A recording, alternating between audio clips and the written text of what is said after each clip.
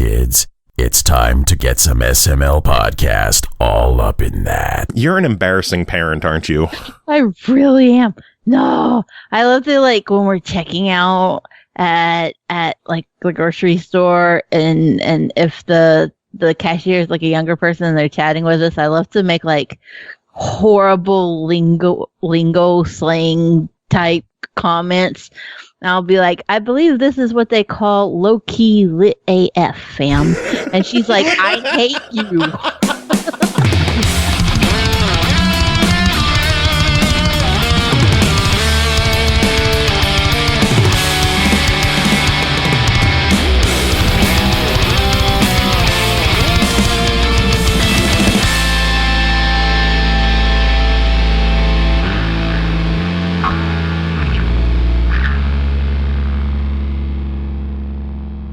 What's up, everybody? This is the SML podcast. I am your host, Joe. Joining as usual, Cole. How are you doing?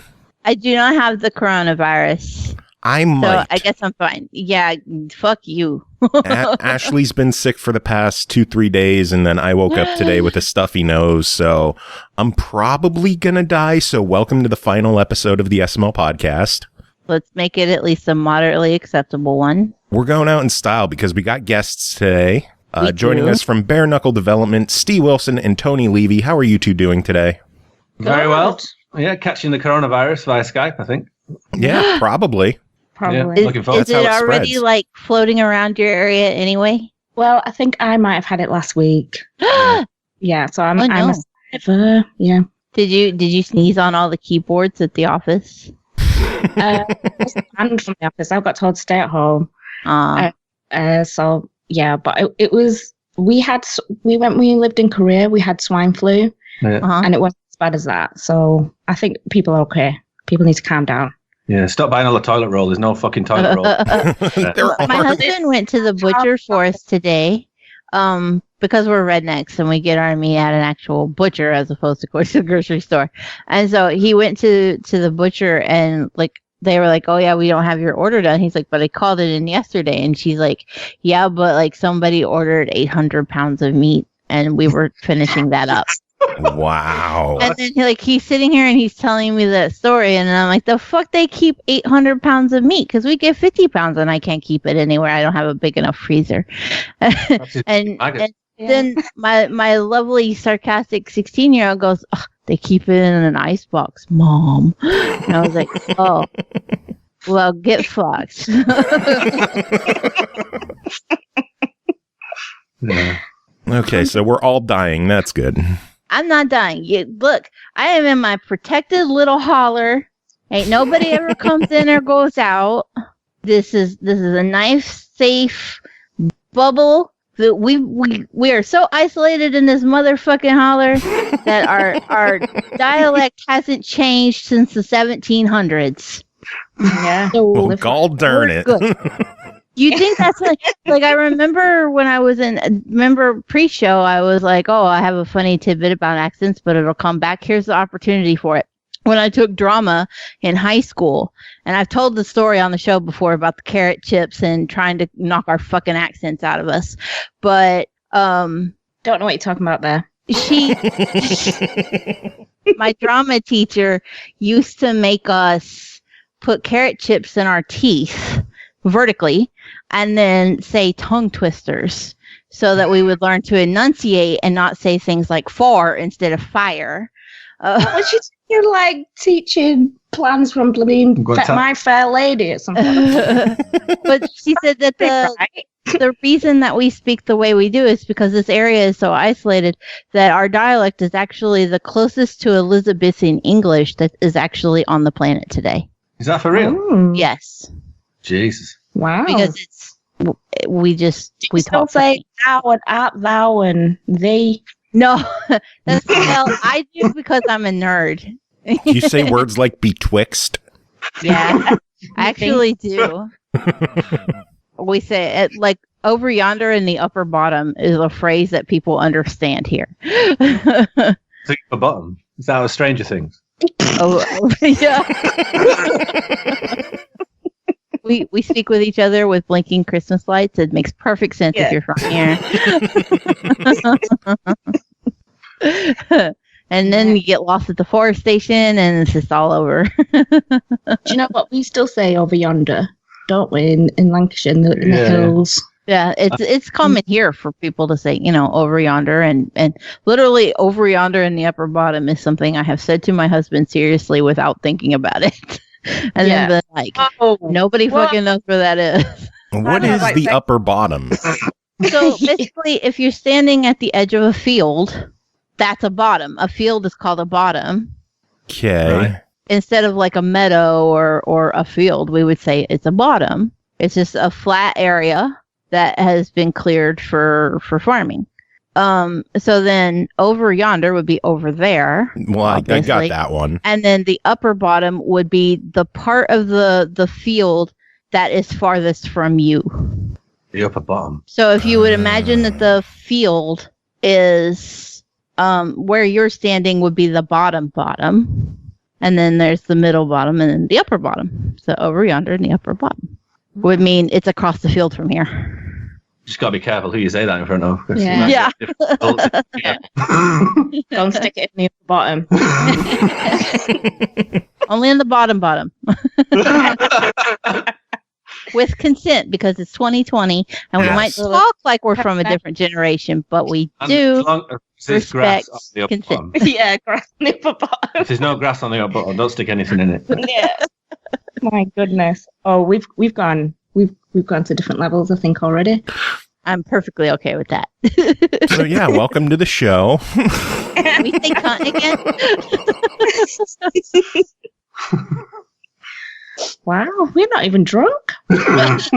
You should be. The most fun you can have sober.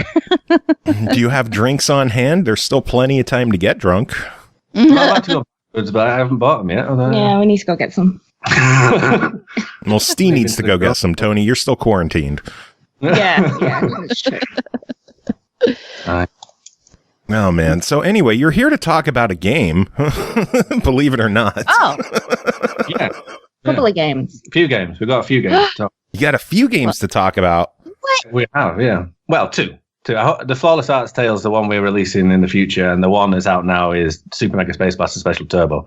Yeah, well, we'll start off. Everything you can without getting in trouble with PR. I am, yeah. So it's just we've got to be careful of the platform holders. That's the big problem. Yeah. Well, we'll start off with Super Mega Space Blaster Special Turbo.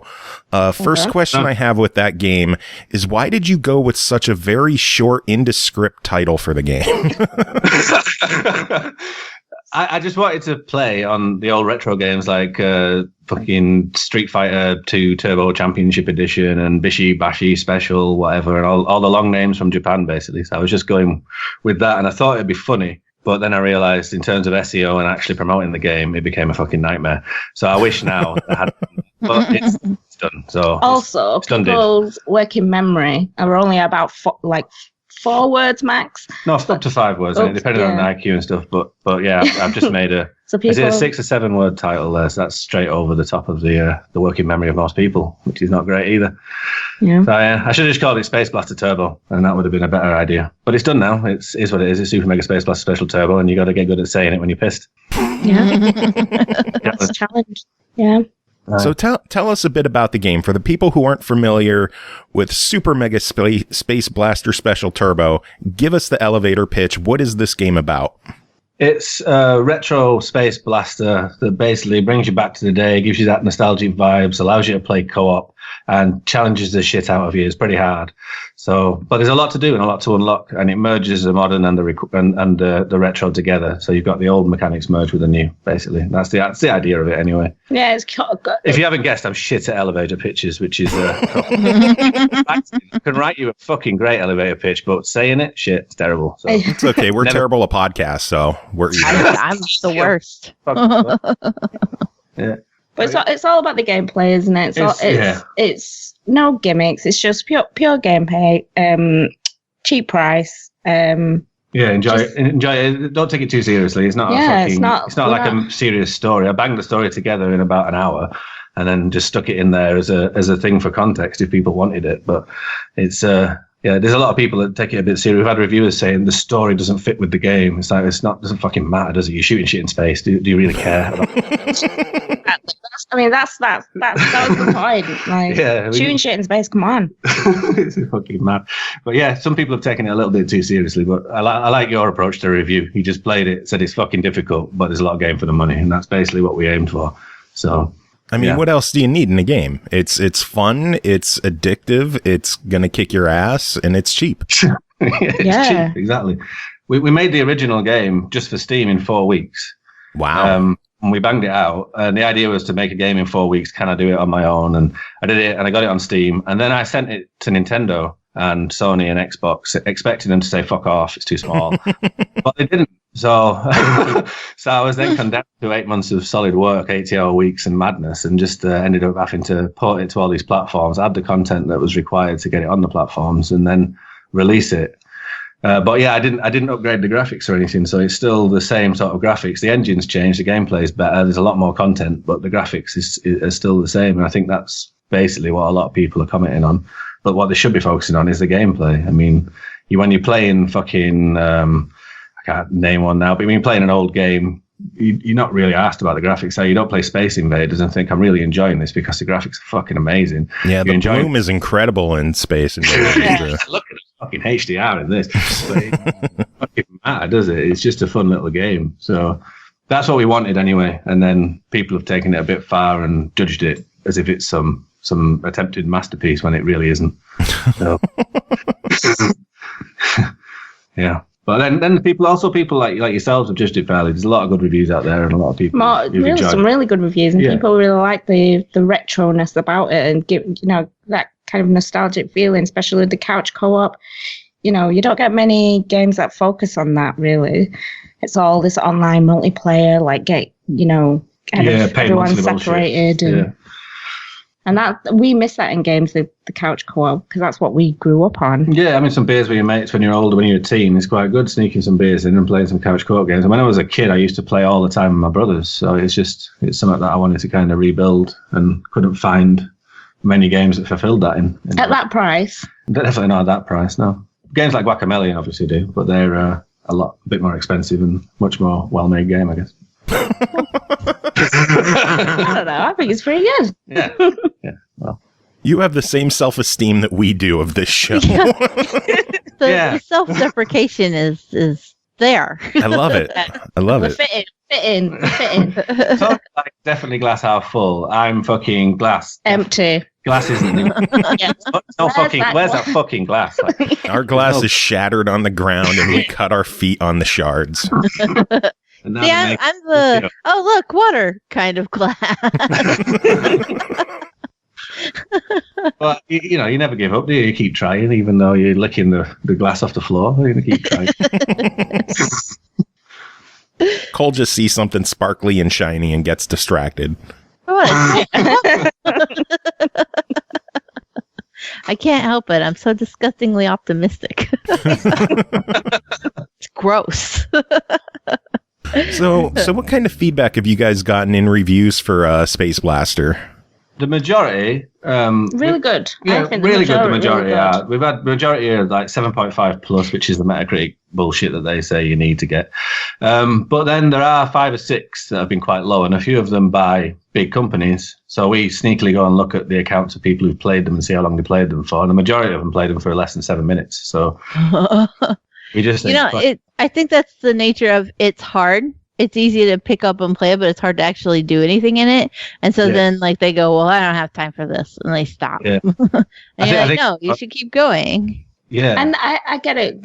Reviewers, they want to, there's so much kind of demand for content on social media these days. It's like, you need to have 3 posts an hour, and they want to just pump everything out as quickly as possible. So with a small scope game, they might not have the time.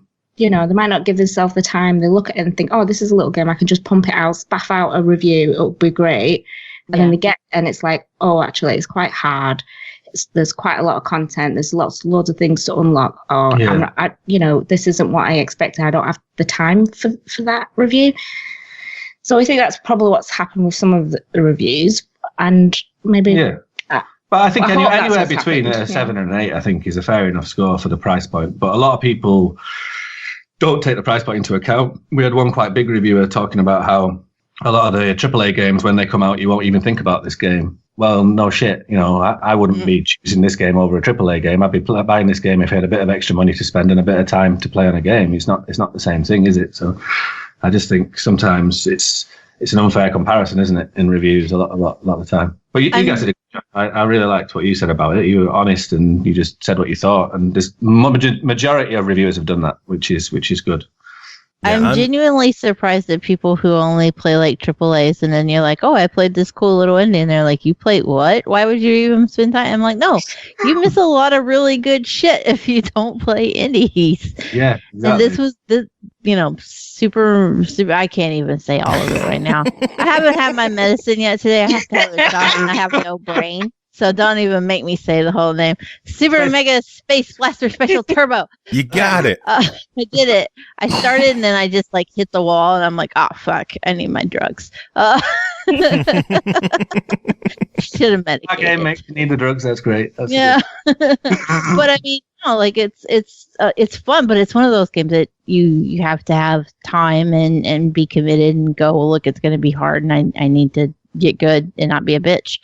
And people who only you can pick up, put down. You've got 10 minutes there. You can get better in 10 minutes. That's when I play it. Yeah, that's when I play it the most. It's like, oh, I've got like, I don't have a shit ton of free time. Joe makes me review 300 games a week.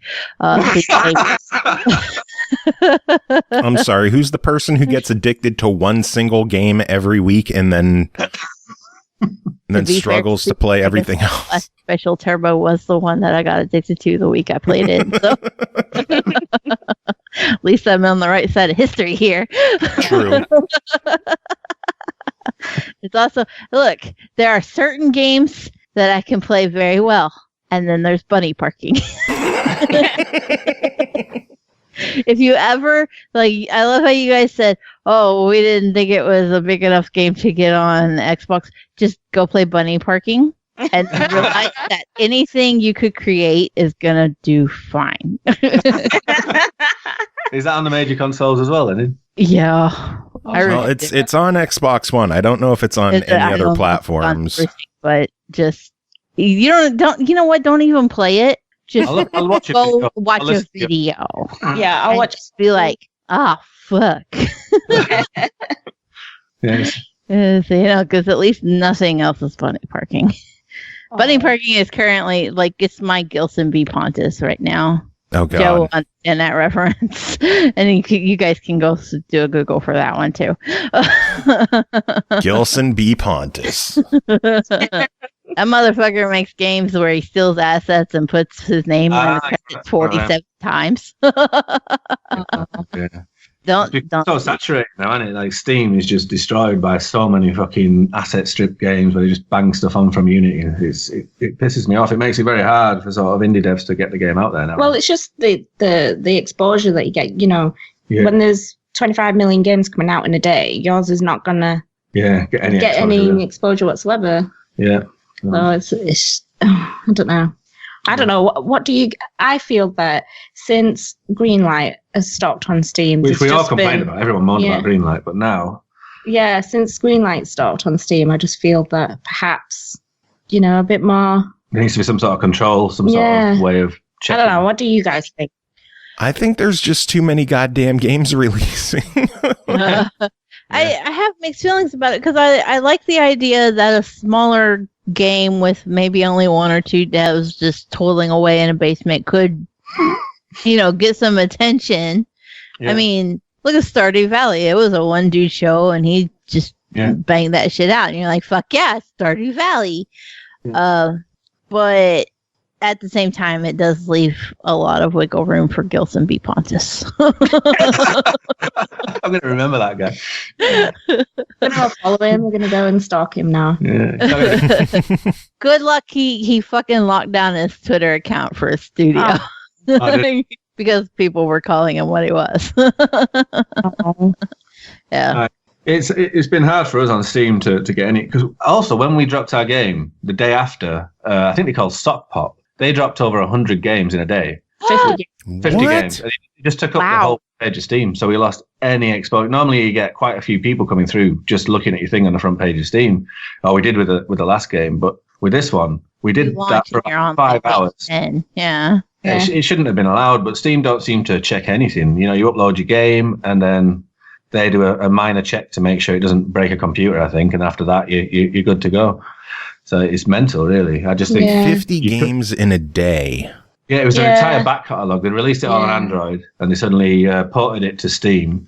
I mean, I don't know why they chose Steam, but they did, and they just ported 50 games straight onto Steam between $1.99 and $4.99, and that's the end of us getting any exposure from Steam. And anyone else really on that week, to be fair.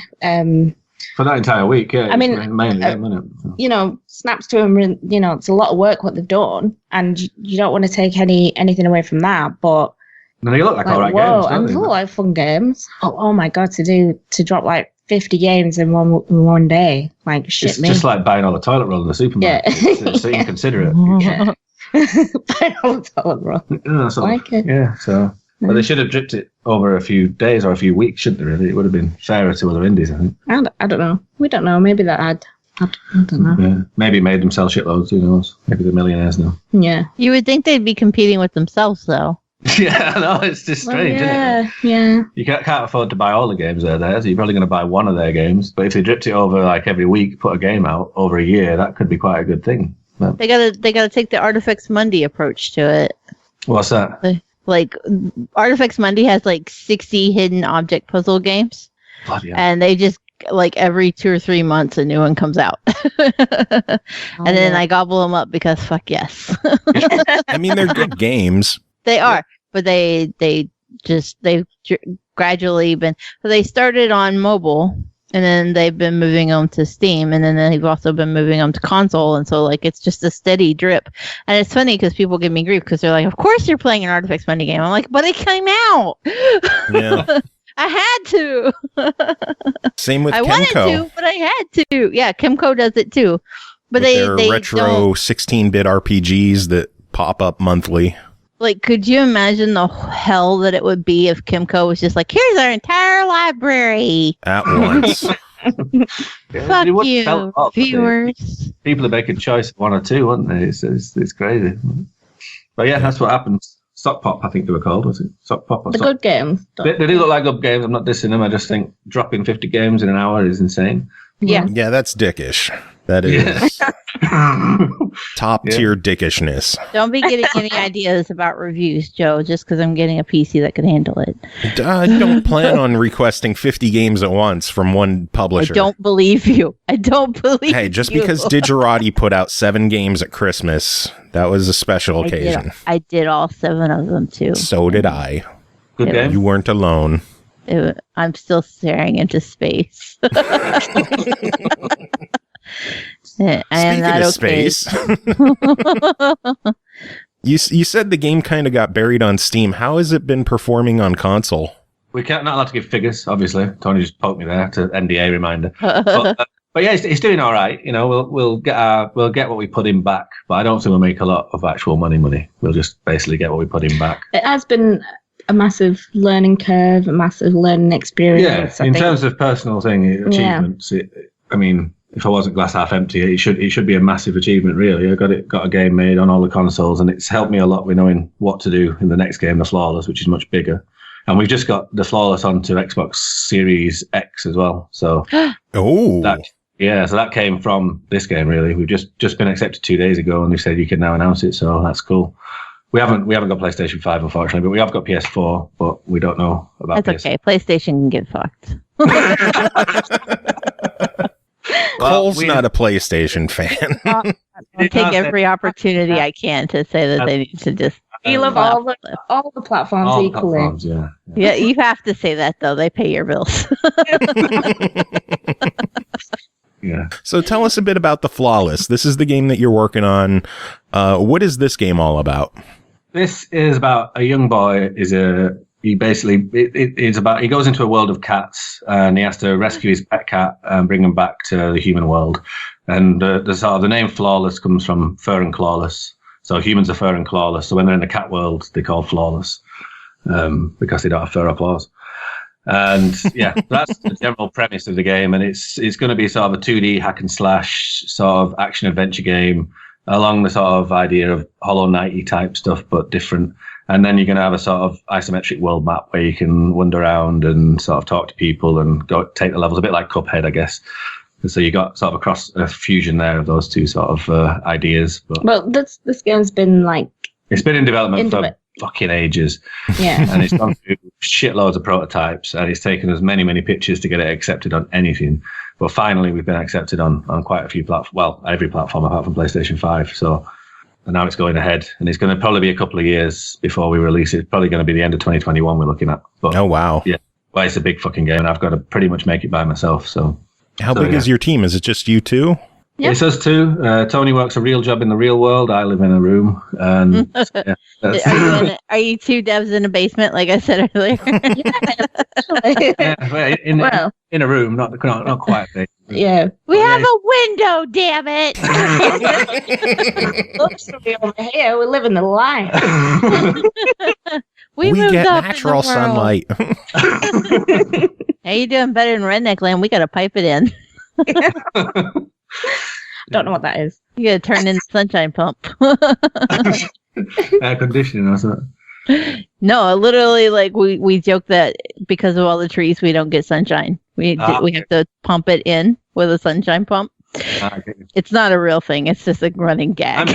I was just believing you had a real sunshine pump. I was like, at this point, I want one of those. we live in the north. How you feel like? We need a sunshine pump.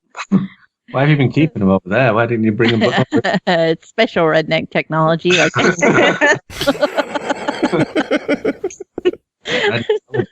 Redneckology, like. We're more high tech than they give us credit for. Do we just keep all our knowledge in the upper bottom? That's all. Oh Lord, we're bringing it full circle. Come and bring it back. That's how you do good comedy, Joe. Listen, this show is not the place for good comedy. Oh, well. There you go. Good comedy is too high class for our establishment. Yeah, we just want bad comedy. That explains why I'm allowed to be here. Dick jokes and saying the C word. Yeah. That definitely explains why I'm here. Please stop giving us the coronas. I can't help it. You're making me laugh, and when I laugh, I cough because I'm sick. Are you at least coughing into your elbow? Yes. You have to dab my on crelbo. No, the outside's the elbow, the inside is the crelbo. You have to dab on the germs, Joe. When you cough and you sneeze, you got to dab. Have you got enough toilet roll, or do you need to go and buy all the stuff in the supermarket? We're actually doing okay on toilet paper, although I think it is hilarious how badly toilet paper is selling out and how like a lot of I'm seeing videos online of people who are like single file lined up as store employees are handing one single package of toilet paper to each person. It is ridiculous. Like how crazy are things over there? It's gone. There's no toilet paper. Yeah. It was now it doesn't exist.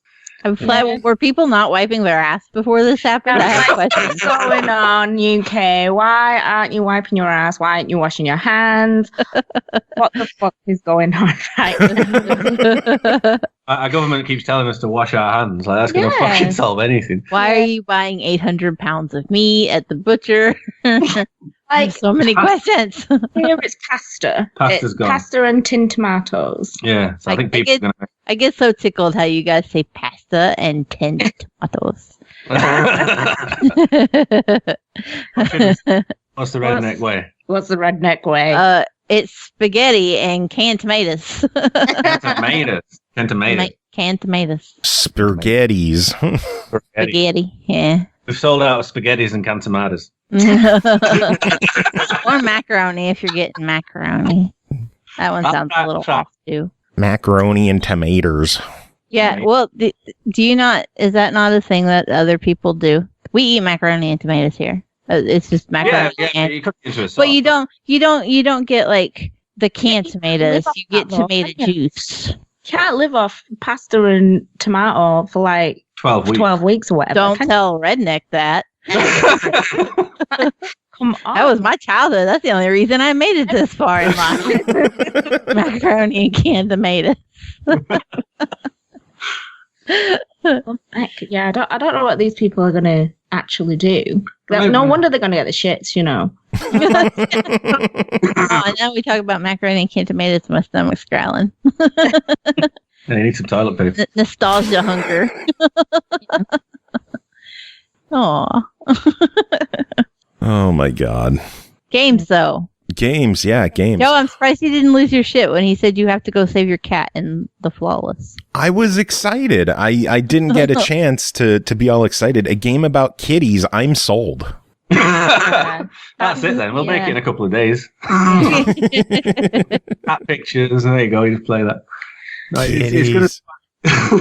it's going to be a big game. The sort of the concept behind it is, you know, cats sleep for 70% of their lives. And so when they are sleeping, Tony came up with the idea they must go somewhere interesting, or why the fuck would they sleep for 70% of their lives? So to the world that they're in, and certain cats can take the humans there, and they're like the royalty in that world. Yeah, because a cat, you don't choose a cat. The cat chooses you every time. God, yeah. Oh. Yeah. Stop rolling in catnip before you go outside. I can't help it. We're cat magnets over here. Yeah. He has 13 cats. 13 cats, plumbing egg. I do. We have 13 of them. We were good with 5, and then my mom made us take kittens, and then we were good with 8, and then we found a 9th, and then we were good with 9, and then a stray outside had kittens, and we were going to take them in for the winter, and then find them homes, and then we decided to keep them. Yeah. Our friends, they're so goddamn cute. They are really cute. Like, I go to bed. Tony's fucking obsessed with cats. I'm obsessed with cats. I go to bed because we were traveling for 10 years, living in Thailand, Korea, and China, and we weren't allowed to have pets. So I've got this obsession with cats, you know, on the phone, on the social medias and everything. And I go to bed just looking at cats, and Steve's like, "Can you just go to sleep now and stop staring at cats?" Because I just wasn't allowed to have one. So that's how this game has really come about, from my obsession with cats. Yeah. And not being able to have one. Yeah. So we're going to try and make this, because cats are quite murderous little buggers, and so we're going to try and make the world sort of reflect the brutality of cats as well as the cuteness. So it's going to be... Ow! Who's that? I sent pictures. Who is it? What's the name? Kitties. Which one are you looking at? I sent 3 pictures. I know who those are. The ginger cat there. The one laying on the ground is Peanut, and then the one sitting is Butter, and the one behind it is Coltrane, and then the third picture is Jelly. So we have Peanut, Butter, and Jelly for the kittens. Oh, love it. I sent one too. That's Castiel. Kitties. Look how big Cassie's gotten. Sorry to the people listening. Y'all don't get to see the kitties get fucked. They're cute. I'll include a cat picture as one of the pictures for the show image. Yeah. The Coltrane log. Yeah. Oh, man. So... Have you got any cats with interesting names? Like weird names that you wouldn't expect? Oh, my God. Should I just name them all? Do it. It's so funny to hear them all go, and then I'll name mine. We have Piddles, Punk, Peaches, Coltrane, Potato, Pork, Bean, Predator, Pickles. Yes, Pork, Bean, and Predator. Pickle. Predator, he's just holding Predator for me. She's going to come live with me. He just doesn't know it yet. Pickle, Mama, Peanut Butter, and Jelly. Oh. Mine are Gabriel, Raven, and Castiel. Oh, Castiel. Yeah. After What's that? Supernatural. Yeah, there's a character on Supernatural named Castiel. And he's a fallen angel, and basically he looks adorable, but he's an ass. So his name is Castiel as well. And we just call him Cass for short. If you guys want cats put in the game, we can make a random NPC. So let us know the best name. Yes. Pick one in. If we could have like a radio presenter or something, we could have as one of your cats, or 2 radio presenters. But we'll Anyway. Yes! We seem to love cats, so we might as well stick something in. Oh, yeah. You are free to use all of our cats if you like. We're trying to get the real personalities across as well. So we've got a lot of cats. I had a cat that was actually breastfed by a big Alsatian dog. We got the cat at the set, and she was sort of wanting puppies, I think. I couldn't talk to her. Obviously, she's a fucking dog. But we guess she did. And then she suddenly started lactating, and then she breastfed this kitten. He then thought he was a fucking dog. And then he basically went around terrorizing the neighborhood, scaring every other fucking cat away, a couple of dogs away, killing squirrels. And that's amazing. He had a fight with a badger, and the badger bit his leg, broke his fucking leg, but he survived. So he's in the game. He's Benny. He's like a warrior. So any cats with interesting personalities, we'll try and get them in the game. This is a lot of cats we've got to find. And if they're real cats, it's better because people can tell us about them and we can sort of develop them around the ideas that people have. So all our cat characters so far in the game are like real cats that we've known and we've grown up with. Yeah, that is so cool. That is awesome. Yeah, there's none with a cooler story as Benny. That the one with the fight against the badger. Also, just lazy bastards, but yeah, he was a one. Oh man, I'm sad that this game's not coming out until like the end of next year. Oh yeah, well, so are we. I really wish, but it's just the way it is. You can't rush these things, can you? Really, and especially it's just the two of us. I have to learn how long it takes to port a game as well to these platforms. You know, it's. I didn't realize it'd take 6 months to port the game, but it did. Oh wow! So, yeah, it's a lot of work because you've got to go through strict testing from all the platform holders, and they've got to make sure it works in the way they want, and you got to meet their standards, and you know. But but that's what we're gonna have to go through later on after we've got the PC version up and running, and we'll probably go through an early access, won't we, on Steam? Probably, yeah. If you're doing an early access, have you guys considered checking out Xbox Game Preview at all? Do they do the same thing? Mm-hmm. They do have an early access program on Xbox One, yeah. Right, I need to get in touch.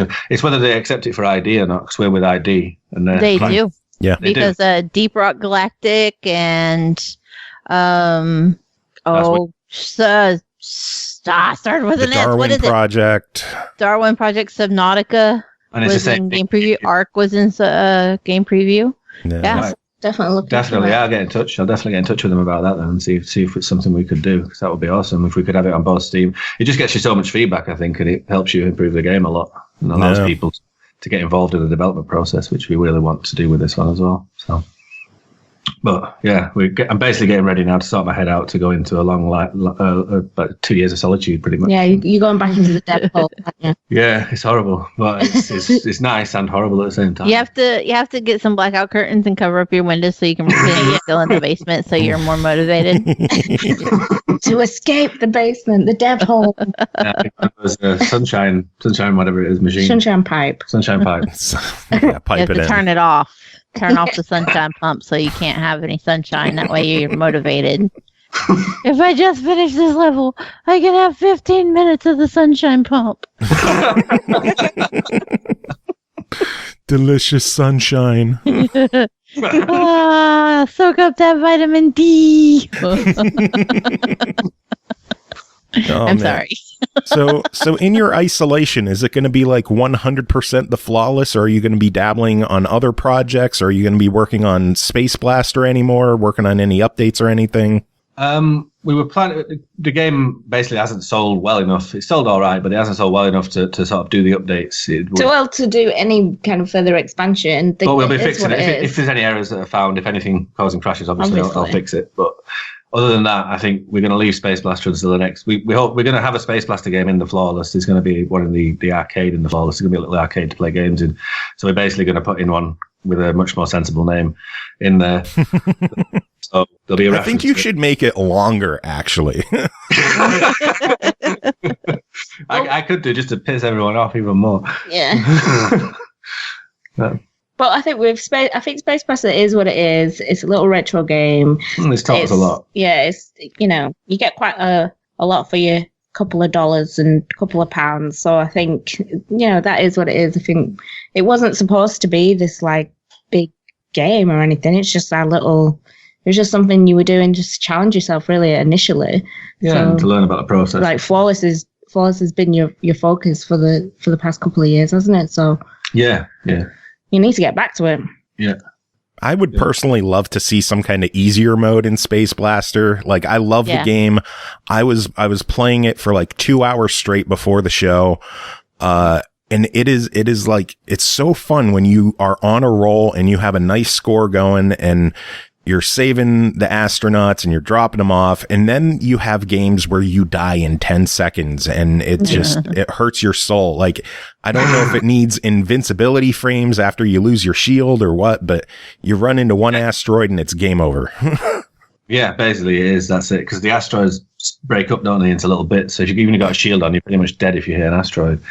But yeah, a lot of people have asked for an easier mode, and then there's other people who are hardcore retro heads who are saying keep it like it is because games used to be this hard. But I agree. If I had time, I'd definitely build an easy mode for it and listen to all the feedback. It's just at the minute I need to get this Flawless done really, and if I spend another sort of 2 or 3 months working on this, it's going to be very hard to get this done. It just keeps time period, pushing the Flawless back and we just want to get that out. I really want to get it out there. Yeah, I really want to work on the game that I've been intending to make. I have an idea for you. Go for it. After you finish Flawless and it does incredibly well, what you do is you make Super Mega Space Blaster Special Turbo Limited Edition Definitive HD Deluxe Rumble. Yeah. And then just blow it out of the water and do every fucking crazy thing you couldn't before. Absolutely. Get your ideas on our Twitter. We'll put them in there. We're allowed to have one good idea per show when we speak with a dev, and that's just the best I've got for you because I haven't had my meds. But but you can write it on a little notepad, sticky pad, and there you go. You'll be rich, or at least you'll make back your money. That's generally you make back your money. Oh man, so when you're not working on games, when you're not developing, what are you playing in your spare time? What games have got your interest right now? Right now I'm playing Persona 5 and Tony's playing Shadow of Colossus. Replaying it, yeah, but the new version, the one that just came out for free on PlayStation Plus. Nice. Playing Cuphead on Xbox, playing Zelda on Switch. Of course, we've got so many consoles now because we're developing for them and playing something on everything. But yeah, we used to play a lot more indie games than we do. It's just right now, because developing, I generally, when I get time to play a game, I choose a big AAA and then binge it for about 2 or 3 weeks and get it completed. But I do need to go back and play a few more indie games. Well, we've had Persona 5 waiting there for it on our I bought it when on the date came out and I haven't played it yet. When did it come out? 2017, I think. Yeah, and we haven't. So it's like that. The main reason I laugh is because I have the collector's edition of Persona 5. I've never played the fucking thing. It's an absolutely brilliant game. But it's a commitment. Massive. It's massive. It's fucking massive. Have you played any of the Persona series? No, I haven't. And I've owned so many of them. Like on PS2, I owned so many of the Shin Megami games, the Persona games, the Devil Summoner games, and I just never had time to actually sit down and play them, which is fucked up because I buy every game with the intention of I'm going to sit down, I'm going to fire this up, I'm going to install it, I'm going to play it. I don't know if I'm going to beat it, but I'm going to play it. That's why I buy games, to play them. And my backlog is so fucking far, like it might reach to you guys by now. Yeah, no, we're the same. We're the same. But so many games to play. I just completed Shenmue 3. Yeah, you did. The retro one. We, because that was a Kickstarter thing, wasn't it? And then we backed it in the Kickstarter. So I've been waiting for that game since Kickstarter. Yeah. So I was like, okay, it's arrived. I'm gonna have a weekend, and we're gonna binge it. And I was literally up playing it all weekend, with a few hours sleep in the middle. Yeah, a few hours sleep in the middle. I'm going to play this game because I've waited years and years and years for this game to come out. So, yeah. Do you into the Shenmue games? Or? I mean, we played the first ones back on the Dreamcast ages ago, so it's been quite a while since I have never played a Shenmue game. I've heard that they're pretty good. I've watched some streams of them, but I've never played them myself. It's very different. Back in the day when they first came out, they seemed massively sort of new and innovative. But now people are just claiming it's retro crap. A lot of reviewers haven't enjoyed it, but I still think it's brilliant. I loved it. Yeah, it's just people. They're just a product of a different time, and gaming has evolved so much, even in just 10 years, that games that we used to love and really enjoy so few years ago, they just feel so dated and old now. Have you played the Final Fantasy demo yet? I have not played the demo. I'm waiting for the full release. I don't want to spoil myself too early. No spoilers. But we played it and it looks fucking amazing. Like the original is one of my favorite games of all time. But yeah, it looks like they've done it good justice. Unfortunately, they're going to separate it, aren't they, into 2 or 3 games? I think. But no, I think the first one just goes until you leave Midgar. Yeah, that's it. So it's a bit of a shame in my eyes, but I'd like to play the whole thing. I really enjoyed the game, the original. No, but it is what it is. So. Coronavirus is going to kill us long before we get to finish that game. Yeah, too right. Yeah, I don't even know if I get time to play it. I'm actually added to the backlog pile. Oh, the backlog is, the struggle's real. The struggle is there. That's a dirty word. We don't want to talk about that. Every time somebody says it, I just cringe a little. Yeah. Leavy. Yeah. Oh. Just on my Xbox, I have over 1,000 games. Fuck, you know. Yeah. Like I said, Joe makes me do 300 a week. You do like 6 a week. Calm your tits. 294 a week. My tits cannot be calmed. My tits are excitable. It's an unfortunate turn of events here. Oh, my Lord. Well, I know we've been chatting for quite a while now. Is there anything that you guys wanted to talk about that we didn't bring up at all? Nothing particularly. But I mean, no. Tony, go ahead if you. No, we've talked about the Flawless. We talked about Space Blaster. Yeah, and talk about pretty much everything else. Just a quick shout out. We do a Best Indie Games Award as well on our site, which I don't know if you looked at. It's about games that are in development and the best looking ones. So we haven't played them. Sometimes we play the demo, but in this case we haven't. And so there's every month we do one of these. So just to let your listeners know, if they're interested in finding out games that are also coming out, just go and check out some of the best indie games that we've found. The one this month is called There Is No Light. There Is No Light, yeah. And it's sort of a hack and slash, top-down, demonic sort of dungeon crawler. It looks pretty cool, but it's by Hype Train and Zealot, I think. So yeah, There Is No. I'm gonna have to look that one up. Is that on console at all, or just on Steam? It's confirmed on Steam, and we don't know if it's coming to console. Everyone's hoping it will, because Hype Train usually bring things to console, but we don't know if they're going to or not. There's a few. There's Serata, which I did a couple of months ago, and Night of Exile. All 3 of them look like fucking awesome games. So yeah, indies need some love. So it's we're trying to help a little bit, but we don't have a very big voice, so it's quite hard. But all 3 of those games look like they're going to be amazing. Nice. I will have to check those out. Well, where can people keep up to date with you and what you're doing and stay in touch and all that other fun stuff?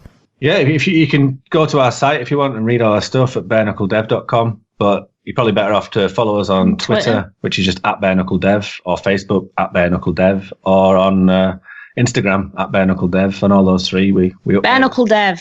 Bareknuckledev, yeah. Bare as in naked, B-A-R-E. Yay.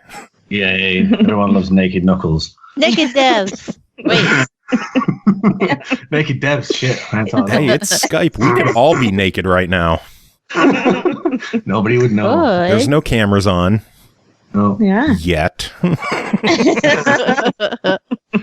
That's for the premium stuff, isn't it? Yeah. That's our Patreon content. Patrons.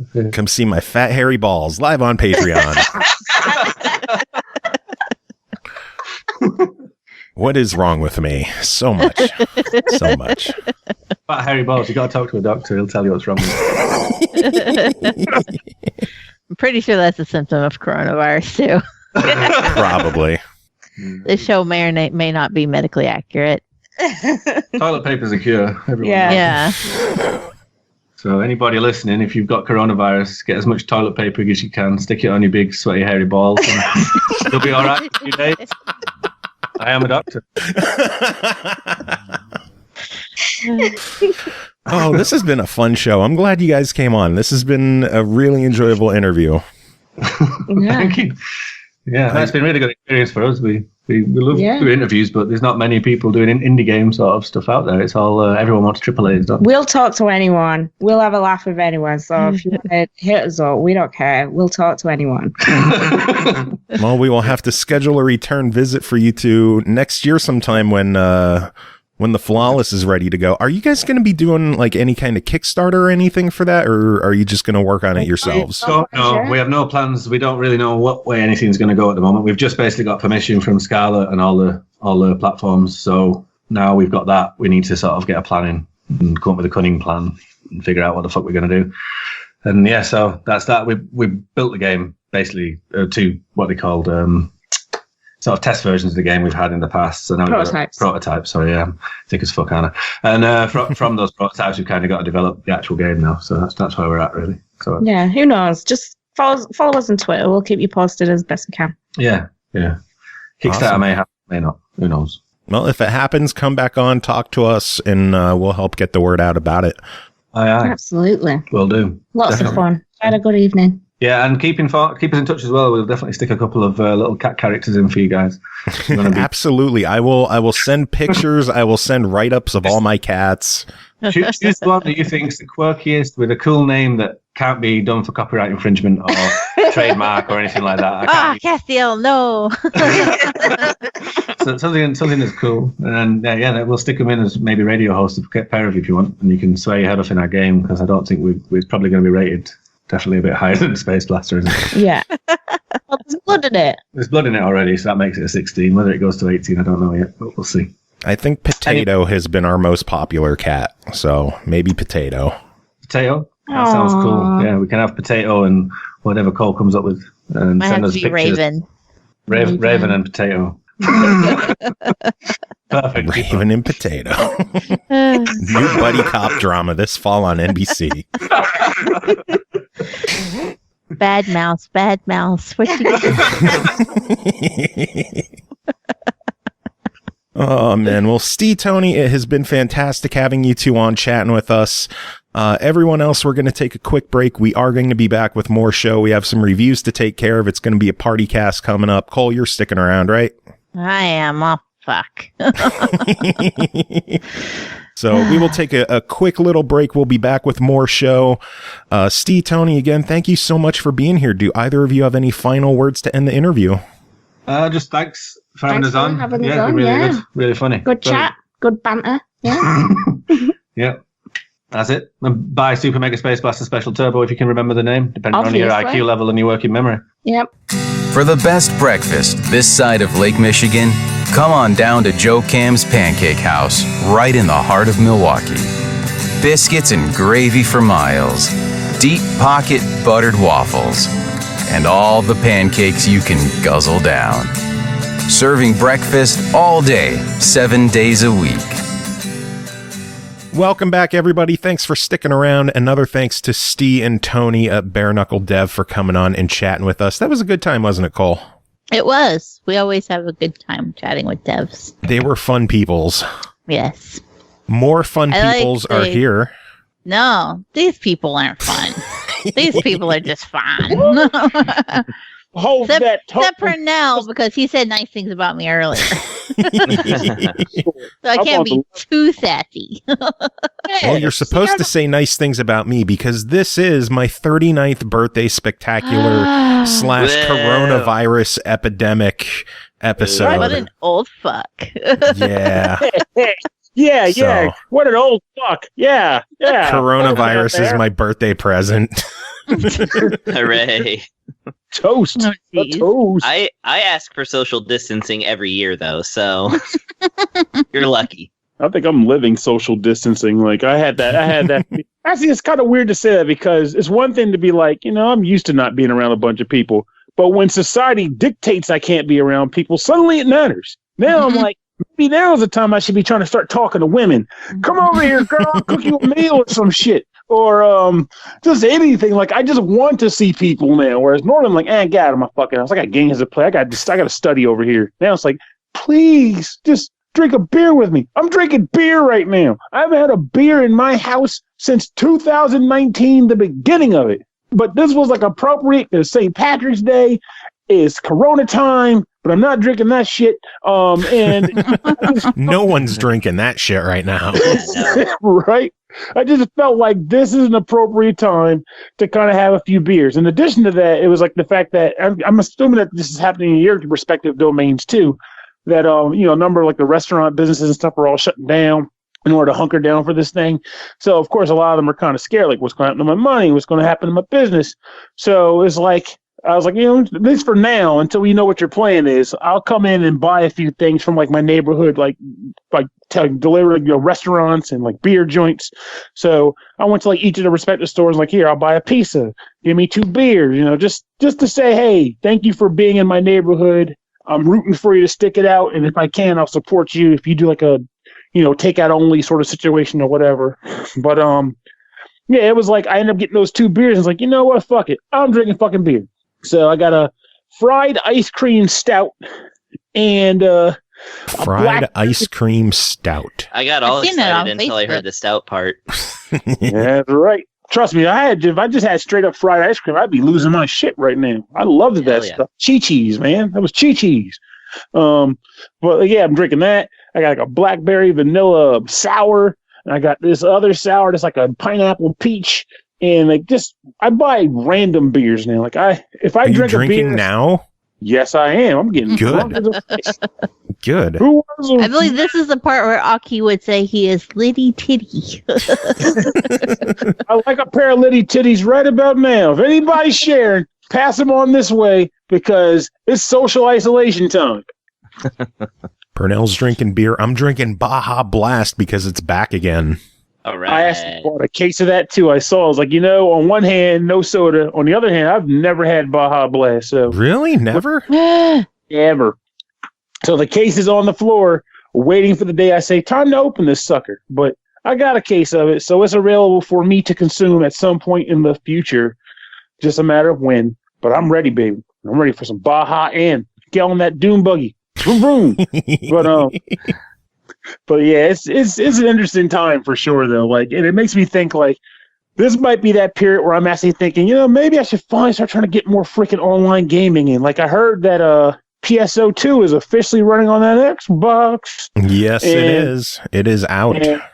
That's been my baby. Like that was everybody. I think everybody in this chat has fond memories of like the first PSO hitting Dreamcast and being like, this is what online gaming can be. Yep. Cole, come on, Cole. I know. I had a pretty good gap in gaming because around the time girls turned 12, we're told we're not allowed to play games anymore. That's just poppycock. And basically just like some people still believe that bullshit. And I'm just like, fuck it. I got tits and can hold the controller. It's fine. Damn right.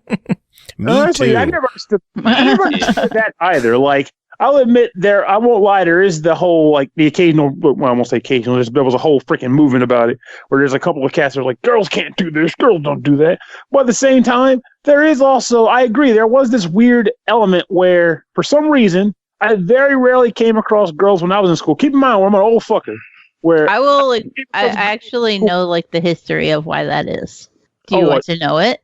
You're damn right I do. Educate us. After the video game bubble burst, Nintendo was trying to find a way to get back into homes, and they couldn't sell a Nintendo in the toy aisle instead of the electronics. They thought it would do better if they marketed it as a toy.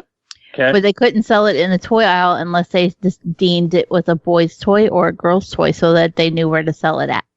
Are you serious? So it kicked off. So at that point, they decided we're going to market it to boys and not girls. Meanwhile, and that's where Rob the Robot came. Mm-hmm. Yeah. Meanwhile, in that, that's the US, of course, but in Japan, there was actually like legitimate concern that girls weren't playing enough video games in the arcades. They were only just joining their boyfriends and not doing anything.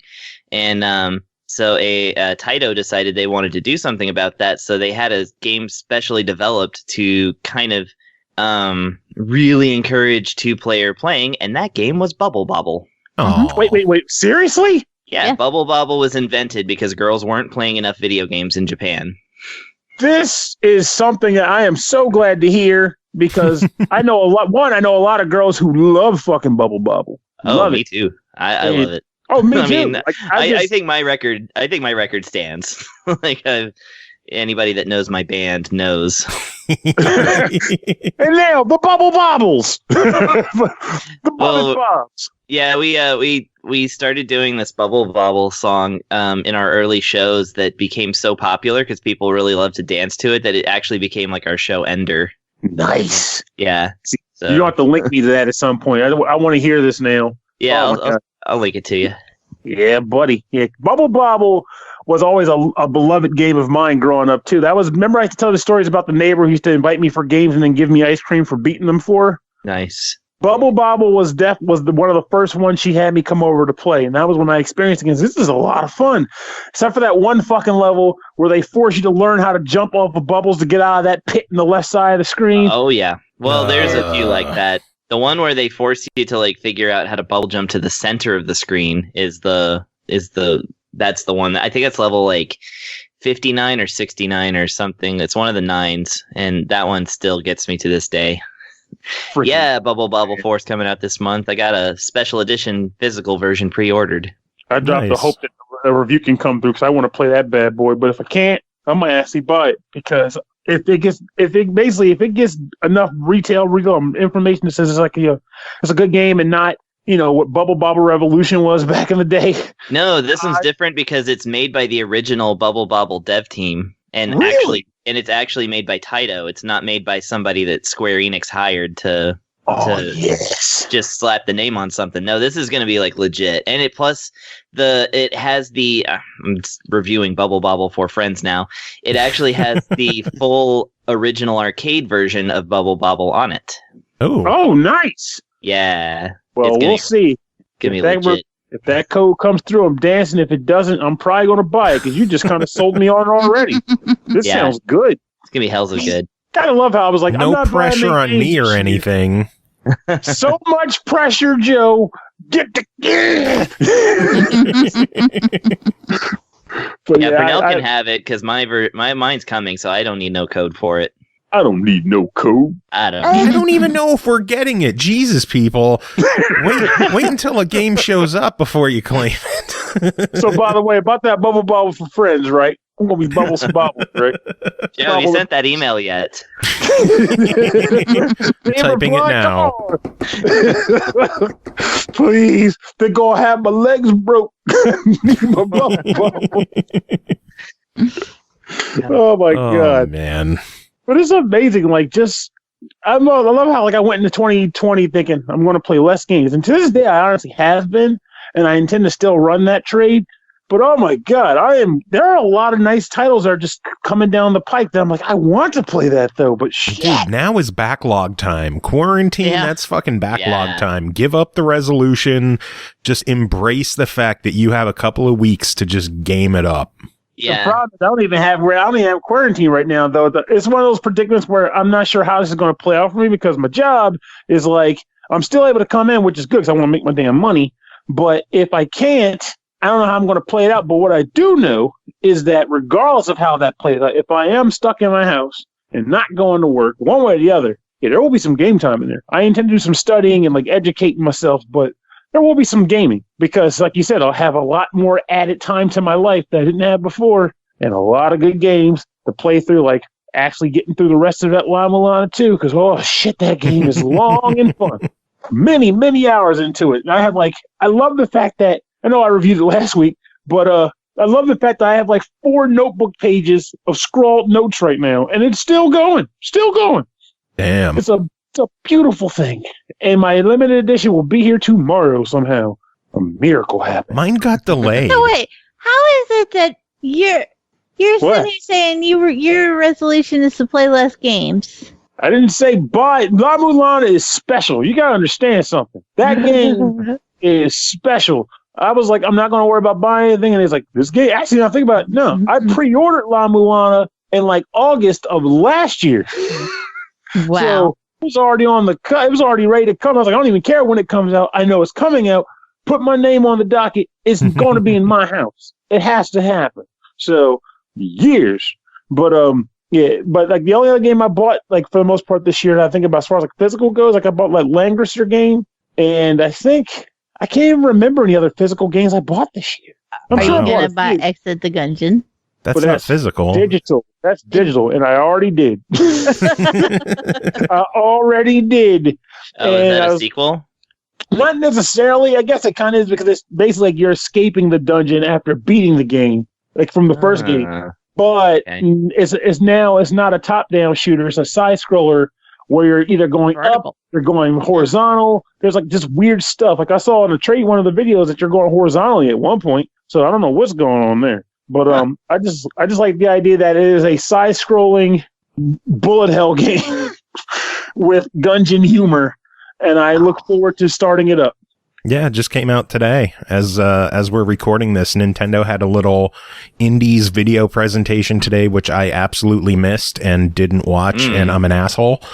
I didn't watch it either. We don't do news on Tuesday anyway. We can talk about it Thursday. True. I think everyone missed it. It kind of fell out. I mean, I'm sure they mentioned it, but with all the Corona news, I'm sure a lot of people just kind of dropped it from the radar. Someone told me about it like 30 minutes into. It was like, "Oh, Pernell, the Dilly Wop," and I went in there. I was like, "Oh shit, Dilly Wop." That's right. I love your words, Pernell. I just keep making them up. But yeah, there's like so many great games that came down the pike. There was like I'm not going to probably buy it just yet because it's too much I'm buying. But like there was Skyracket, there's Moving Out, there's that weird board game / card game thing they did, like Farrier or something. Wingspan is getting a release, which by the way that's a phenomenal thing because for those who don't know, Wingspan has been damn near impossible to get for like a year now. Like it's a hard board game to get. And it's getting digitalized on the Switch. So that's going to be nice. That's going to be real nice because that's also a fantastic game. I love that game. But there was just a lot of quality announcements on that Indie Direct. I look forward to those whenever they come up because, and honestly, in some respects, other indie console owners would be happy to see them because even though it's Nintendo's Direct, a lot of those games are multi-platform. And you can even hear it when they say, because something that's like timed exclusive, which means it's coming to everything else at some point. So look forward to it, you know? Yeah, I know. I know Gungeon was confirmed for pretty much everything. It's just going to be timed exclusive on the Switch for a while. No clue how long, but yeah. So it's like in that regard, it's a nice thing to go. Crap, we don't get the Gungeon right now, but we know it's coming. And look at that shit; it looks great, you know. So and it's only $10 too. I was surprised by that. I was like, wait a minute, the price is exactly right.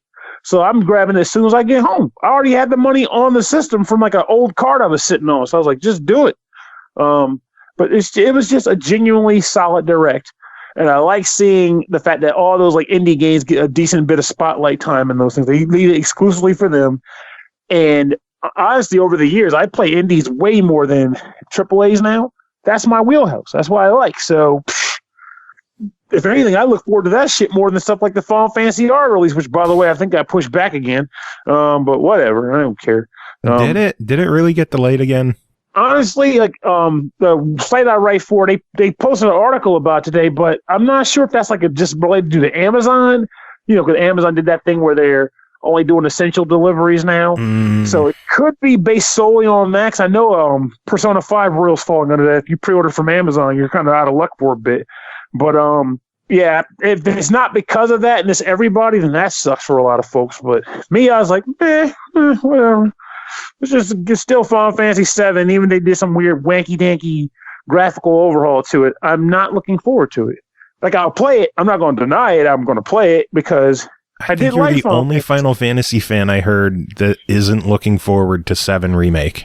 Yeah, I mean, because honestly, I'll give it this. 7 deserved some form of update because I mean, it's you look ugly. back how the original it came out at an awkward time. Yeah, it doesn't look great now. It doesn't hold up well visually. So I'm cool with it getting the re-release. But with that said, I'm one of the few people that I know that wasn't 100%. Oh shit, Cloud! Like I liked the game. No, but Jason is one of the best things they've ever done with magic systems. But when I looked back on my play experience with the game, I was like, I like the game, but I'd rather get 6 re-released somehow. I don't know what it is. Like, I just don't That's because feel 6 is better. Oh, yeah. Damn right it's better. Damn right it's better. I'm glad to hear someone else say that too. Though I've heard a lot of people say that by saying that 6 is better, you're all right denying that 7 is good, which is far from the truth because 7 is good. I just like 6 a lot better. Mm-hmm. You know, it's a reasonable statement to make. And if someone needed me to justify it, I could always explain it. It's not even a hard thing to explain to people. But that said, though, I can also understand why 7 would get that treatment before a lot of other ones, because I will say this to the cows come home. Some people think I'm lying. A lot of those people are younger than me, too. But I still to this day believe that it's because of that game that a lot of the RPGs I do like or love. It's the reason why a lot of those actually came out here in the first place. Because before the 7 came out, it was still a freaking trickle of RPGs coming from Japan. Yeah. And with the PS1, we were just slowly starting to get a few, like the Beyond the Beyond and Sweet Code 1. But even with those few, there were a ton left on the table. But then once 7 came out and people bought it in droves, everybody and their grandma was like, we got to jump on this hot market now. People like these games. We can be the next Final Fantasy 7. Except for Nintendo. Nintendo was like, who wants Donkey Kong? He can collect bananas. We'll give you Nintendo's like, what? 64. Nintendo's like, we already released Final Fantasy 6. We're done with RPGs. We don't need any more. What about Quest? You can be Quail Man. Remember Doug? He casts magic now. Like, it was such, like, Nintendo and RPGs with the N64, I was just an embarrassment. But I don't hate the system because it to me at that time, it was the multiplayer party system, and I was cool with that. The only thing that would topped it was Poi Poi on the PS1, but I didn't have a 4-player adapter, so shit balls. But and for the record, that's again, needs a damn re-release and remake. Come back, Konami, and re-release Poi Poi. Because God, that game is still great. Did anybody here play Poi Poi back in the day? Nope. Anybody here? I don't think I ever even heard of it. No. No. I don't think a lot of people even heard of Poi Poi. It was a Konami release game, and it was essentially dodgeball. Like, you were 4 people in an arena of various themes, and you picked up objects and you threw them at each other. It could be logs, rocks, balls, spiked things, all kinds of crap. But everyone also had a special glove that had a unique power to it, that when you triggered it, it would make the object you were throwing do some weird shit like, you know, home in on people or like drop bombs from the sky and just crazy stuff. And it got really competitive in my house. My uncle hated me for beating his ass at Poi Poi, and I relished it. I made enemies from that game. Worth it. But like, not many people knew about it, which is why the sequel never came out here. But Poi Poi is one of my favorite PS1 games to this very day. And I wish that was on freaking N64 because we would have 4 controller ports. And it probably would have done better, too, because it would have been a better fit on that console in general, I think. Yeah. So, N64 was a good party console. Yes, it was. And Mario Party, oh, shit. God, the friendships I lost to that game. Get thrown out of palm skin you lost to that game. Right, though? We used to do that tug of war game. You had that thing where you're kind of like spinning the stick and you start leaning forward. You lean into yourself like, come on! And you start kicking the other person's chair to make them stop. Man, when you sit forward in a chair, that's when shit's about to get real in video gaming, when you lean forward. Oh, but this is a whole nother form of leaning forward. Leaning forward in the way you're describing it is leaning forward because you're getting serious, time to focus. In Mario Party, you were leaning forward because you were trying to tap whatever bit of energy you had left by just forcing it on the controller to keep the spinning happening until you eventually just collapsed because you couldn't do it anymore. Your hand hurt and your skin frayed off. All that shit. It was brutal. And I experienced that because I remember I got a fresh reminder of that because I did like a track and field 2 thing recently where we were doing the arm wrestling mini game. And with that, you don't spin the stick, you just mash the A button until someone yields. And neither of us would yield. So I'm like, tap, tap, tap, tap, tap, tap, tap, tap, take a battery out of my pocket, start swiping the battery across, threw the battery across the room and started pressing it again. And the next thing I knew, I was leaning forward in my chair and then fell on the floor, still mashing the button. My goodness. I was determined to win. Determined. There are few video games that are as much actual physical torture as Track and Field 2 on the NES. That is by far the most brutal that I can remember. God help us if there's something worse than that. Because good Lord. At least if you were racing Cheetah in Track and Field, you could Track and Field, the original like Track and Field, you could see how well you were doing. Well, not Track, that was world-class track meet now I think about it. But No, you could actually at least see you're about to win the race or whatever. You could see the end. Arm wrestling, you're just like, shit, give up. Stop. It was brutal. So horrible. Yeah, by the time I got over to Corona Trigger, I was, they had the soda guzzling contest. I was like, oh, it's on. And I like rolled up my sleeve and then won it instantly. Oh, mercy. You get the muscles, your muscles pulsing like. I can still do that thing where I throw out my shoulder in order to spaz out my finger. So you do that too, where your fingers kind of start like gyrating. I've done that, but I never could explain it. It just happened eventually. I just call it spazzing out my shoulder. Because you do it from the shoulder and it for whatever reason sends this like jackhammer electrical pulse to your finger, and then you're able to just like sit there and like, because I wasn't rich enough for a turbo controller, so well, let's be real, that was cheating anyway. You did it the right. Exactly. Yeah. Some of the games didn't work when you used a turbo controller. I always thought that was kind of cool. They knew that people were going to hustle it. Yeah, it's like if you like sat there and put it on turbo, it would be like it kind of overload and then be like, no, you can't do this. And, I can't remember what games did that though. I like the controllers that came with slow-mo features, and I'm like, oh, they're going to slow down the game, and instead it just hits the pause button fucking over and over. Which is really funny for games that had a sound effect that would play every time you paused. Mm-hmm. That was what Blaster Master used. Shoot, that's how most people were able to even beat the damn game.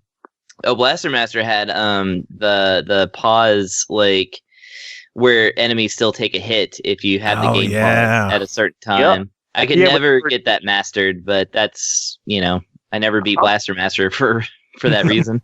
Oh, if you want to know what you're going to stream next. Go ahead and if you want a good laugh before you stream it, I think back when Matt and I were doing Pernell and Matt Play Games, we definitely did a run of Blaster Master, and that shit was brutal. In fact, if I remember correctly, that was one of the rare, actually it's not even rare, it's just a part of the joke where I don't want to use save states because I think that's like defeats the purpose. And eventually we end up having to resort to them because Matt's like, look, it's getting fucking late. I want to go to bed. You're save state this shit so we can stop. So like I know we save state around like stage 8 because the game just like skyrockets in difficulty in the last 2 stages.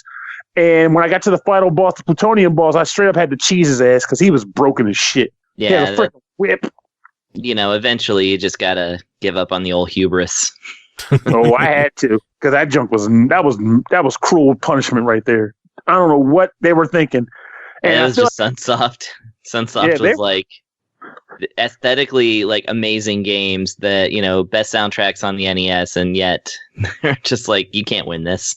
That's for sure. And I'm actually looking at going back to what was it, another game? It wasn't Sunsoft, but a similar predicament of like needing save states possibly is Zombies Ate My Neighbors, which to this day that I beat as a kid or as a teenager, but something weird happened like a week ago and is screwing with my head, in that I would always describe the final boss of the game as being a giant spider, but apparently there was a floating head that barfed tongues, and I can't remember that. So I'm not sure if I don't remember him because he wasn't the problem and the spider was the real problem in that fight, or if I actually didn't do it and I rewrote history in my head to say I did. So now I got to beat it. Mandela effect. Yeah, it's like in another world, Pernell beat the game. In this world, Pernell didn't beat the game. What the fuck? So no, I have to know. I have to take another crack at this game and beat it. I would have repressed the memory of a head vomiting up tongues as well. Right? That just sounds like Saturday to me. Yeah. The next question is, where are you getting all these tongues from, Cole? Rednecks have ways, man. Have you ever heard of some of the shit we eat right here? That is true. I mean, I have something pickled hog dick. Yeah, they eat that shit. My great-grandparents back down in Virginia used to eat all kinds of nasty shit. Pickled tongues, pickled feet, pickled buttholes. My mom loved pickled pig's feet. Drove me crazy. And it stank, too. I'm like, come on, man. Put some mint in it or something. Mint. Oh. Give it a fragrance, not whatever the fuck that is. It was a stank. Jesus. My sister made me a jar of pickled eggs recently, and as soon as I cracked it open, number 3 covered her nose, and she's like, "Why does it smell like farts in here?" Because Mama's hungry, baby. Get a plate. So offended. Oh God. The funny thing is, though, she thinks they smell like farts, but every chance she got, she's like, "Can I try a bite?" And then by the time like she'd ate 6 bites, I'm like, "Just take the egg. Just eat the thing. Stop coming over here and asking for a bite. Just eat the whole damn thing." She's like, "But it's gross." And I'm like, "Then stop asking for it." You ever think about that? There's a lot of talk about people who suffer to eat hot and spicy food, but no one ever talks about people who suffer with stank-ass food to eat it. No one ever talks about that. And we know people do it. We're just talking about it right now. Fucking pig feet. They sometimes do those shows like on the Food Network or whatever, where they're like, "Hey, it's that Swedish food that's like a rotten seagull or something." They put them inside of the seal's belly and then bury them for 6 months. Yeah, and then they whatever. Wake them up and eat them. That's a thing. Weird ass. Yeah, feathers and beaks and all. Jesus. Oh my God! All these countries that are the quote unquote happiest countries in the world. They have some really shitty food choices, though. Eating buried pelipper. Yeah. And Wingle. Lutefisk, I think, is one of them. Look it up sometime. It's disgusting. That's the fermented herring. Yeah. There's one that's an egg, but it's like an egg that's about to hatch. So there's like a dead bird inside of it. That's blue, and that's disgusting. And the other thing, and again, that's another one they eat feathers and all. Yeah, and I'm gonna tell you, what I learned about over the years that fucked with me when I learned it existed, and the fact that who the hell is twisted up to come up with this shit is fucking foie gras when they freaking they stuff the bird while he's living. Like, what monster set does he know would be real tasty if we torture this bird and then we eat it? Like, torture tastes delicious. They eat the liver, but not anything else.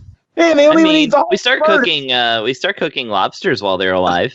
That is true. And that disturbs me too. Fucked up. I don't eat lobster. That's part of why. It's like, I can't.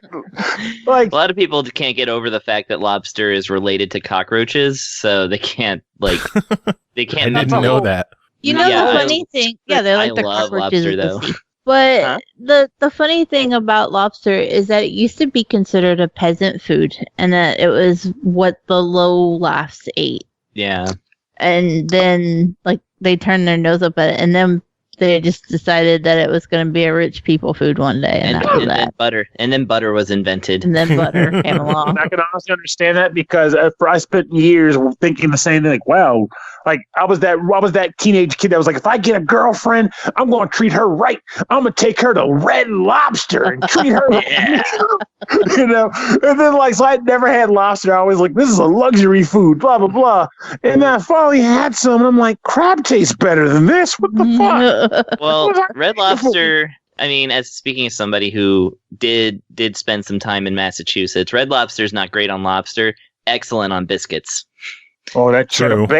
Oh, those some biscuits are good. good. I've never had the actual Cheddar Bay biscuits from Red Lobster. I've never been to a Red Lobster. We don't have it around here. Yeah, what Cole is for the seafood lover in you. That's why I go to Long John Silver's. It honestly, yeah, like there's a running farther beat away going around where people are like, "Who the fuck is keeping Long John Silver's open?" And I'm like, "Me, basically me." Long John Silver's is great. I go there for the chicken. I go there. I get chicken. I think they have the best fast food fries. Yeah. And then I just drown everything. Yeah. Like the whole plate, I just open a bottle of malt vinegar and pour over all of it. Well, and then I'm happy as like a pig and shit, man. I'd probably spend more time there if they actually sung some sea shanties while you ate. That would get the Long John Silver's. I still remember going to Long John Silver's the one time on Talk Like a Pirate Day. And I think I was the only person who actually went in there and did like talk like a pirate because they were doing an offer of like $1 off or something like that. And I'm like, yeah, I want the chicken. And they ended up just giving us the entire meal for free because we did it. Damn right. And like, you gave me this is just icing on the cake. I was going to talk like a pirate anyway. I do that on Wednesdays. I'm a pirate. Shiver beat timbers. I mean, The SML podcast, all the money in the register. I'll kill all ye for a bubble 4. Oh, Jesus. Bringing it full circle. Oh, no. Full circle's back to the coronavirus. So, yeah, we're all going to die. Oh, yeah. Pernell thought he got the coronavirus. Yeah. We didn't get to the story. We were going to talk about this 40 minutes ago. I brought it full circle. Happy birthday, Joe. That's the best thing. That's the true full circle. Yeah, like I refuse to tell this bitch happy birthday until midnight, so fuck off. It might be just because, like, the WebMD thing that people do where they're reading symptoms. It's like, if you have this, you're like, if you have a cough and the person just starts coughing, and if you feel tired, you might be dying. So, like, apparently, people have been talking about it a lot because everyone's talking about the coronavirus, and the dialogue came to, what are the symptoms of the coronavirus? And this whole time, I'm like, if I get it, I get it. I'm not concerned if I get it. I'm concerned if I give it to someone else, which is why I'm being careful or whatever, So I'm like, I'm just going to do what I have to do. And I had to go to a building at my job that I haven't been to all week. And when I went in and came back out and got in my car, I started feeling like I had shortness of breath. And I'm like, shit, that's a symptom of coronavirus. I hope I'm not getting it. And I was like, well, at least I don't have a headache. Oh, God, my head feels weird. Am I getting a headache? And I'm like, dry coughs are a symptom, too. As long as I'm not shit, I'm coughing. And I was like, am I getting it? And I'm like, getting all anxious about it. I was like, I was like, it's in my head. So I went home. And I sat for a few minutes, and I wasn't feeling it so much. I was like, you know what? It'll tell me if I exercise and I don't die. If I don't die, then I'll have the coronavirus, because you can't really do hard exercise on shortness of breath. You freaking pass out. If you do die, then you do have cause to be concerned. Yeah. It's true. Very much cause. I'll be sitting on a cloud like, what do you fucking do? I did have the coronavirus. Son of a bitch. I'll be damned. So I went in, I did my exercises, I was punching, I was kicking, blah, blah, blah. And just to clarify, like, the place I go to do my exercises, it keeps like a very low number of people in there at a time. And they pretty much freaking spray it on every damn piece of equipment after every person uses it right now. Because they want you to feel comfortable coming in there, because they don't want to lose money, because they're worried about going broke, which a lot of people are for their businesses. Yeah. So they're extremely careful with the whole thing. So I went in there, did my distancing part. It wasn't like breathing on all the stuff or whatever. And then working out, and I'm like, okay, I'm tired, but I also had like 200 calories all fucking day. So that might be part of that. Don't stress that part. Okay, I'm getting it. My heart rate's going up pretty high, but that's probably normal too. I mean, I haven't worked out heavily in a couple of days. That might be it too. And before the end, I was like, you know what? Shit, I feel better. I'm not having shortness of breath issues. My headache's gone. I feel fucking great. I came home, was like, play some games. And everyone else at the gym's in the hospital. No, Pernell, you son of a bitch. Nonsense. Everyone was careful in that place. It's actually a surprisingly established situation in that place. And also, Pernell walks up to people. He's like, "Hey, how are you doing? You ready to? Do you want to spar? Hey, girl, your muscles are big. You got big muscles." But I was like especially careful. It wasn't like nothing like that. And honestly, aside from that place, that is like the only place I actually socialize with people or interact in any way. Even going to friggin' work, like, I don't even want people coming in to talk to me, and if they do, I'm like, stand over there. I'm the guy that opens the bathroom door with paper towels that he's white. The other paper towels, he won't touch anything. I'm kicking doors. By the freaking way, I'm going to say this on Rhythm Pixels too, but I'm able to say it on this show too, because everyone needs to freaking hear it. Seriously, I was driving back from a mutual friend's wedding, and I stopped at a rest station in Maryland because I really had to go to the bathroom. And keep in mind, at this point, Corona fever is in full swing. So everyone and their mom knows, be clean, don't be a dick, and mind your shit, right? So I'll go in, I take a whiz, blah, blah, blah, and go to the wash troughs and start cleaning my hands. And I look down the way just to see what everyone else is doing. I watch 3 people walk up to that sink, dab water on their hands, shake that shit off, and walk out the door. I was like, you gotta be fucking kidding me. Oh wow, we are in different states. I usually don't see anybody ever wash their hands. Yeah, that's fucked up. You don't even see the funk. They just straight up say, "I don't need this. My dick's clean. I'm done." No. Yeah. Peace, bitch. No, Texas is nasty. Oh my god! But I've always been like a hygiene person, so like I wash my hands. I thought like when they were talking about washing your hands for like 20 seconds or whatever, so I was like, oh, I need to cut down then. Sing happy birthday twice. I was like, what? Oh, like most video game music is like exactly as long as you need. I've been singing the HMS Pinafore this whole fucking time. What the heck am I doing? But like, I've been singing MacArthur Park this whole time. What am I doing? But like, I walked out of that freaking bathroom, walked into that door, and kicked it so damn hard you think I'd have knocked it off his hinges. I was like, I'm not touching shit in here.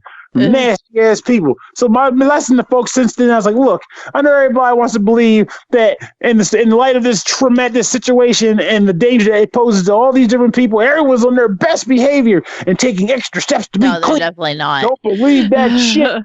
People are selfish, they're lazy, and they're greedy. Fuck them. Don't trust anybody. Hey, don't fuck them either, because they might fuck you with the coronavirus. Yes, they will. It's like my philosophy has been and will always be, people suck. Individual people can be awesome, but people suck because it feels like it's just, you can't trust until you know. And if I don't know, keep my hands in my goddamn pocket.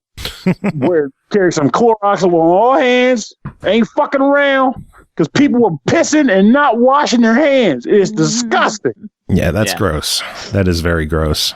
Also gross is the fact that SML will not be taking a break. We're going to keep doing this. We got to keep, because we're not doing this in person. Yeah, we got to keep entertaining y'all. Keep your mind off of what's going on in real life. Keep our minds off of what's going on in real life. As we tell stories about what's going on in real life. And laughing about it. We're sharing laughs. We're having a good time. I know I'm in a better mood than I was an hour ago. Damn straight. But, you know, we got to keep doing this because we have a job to do. And speaking of having a job to do, we got 5 games to talk about. And I had to find some way to steer it towards the reviews because it's been over 40 minutes and we need to get to the reviews.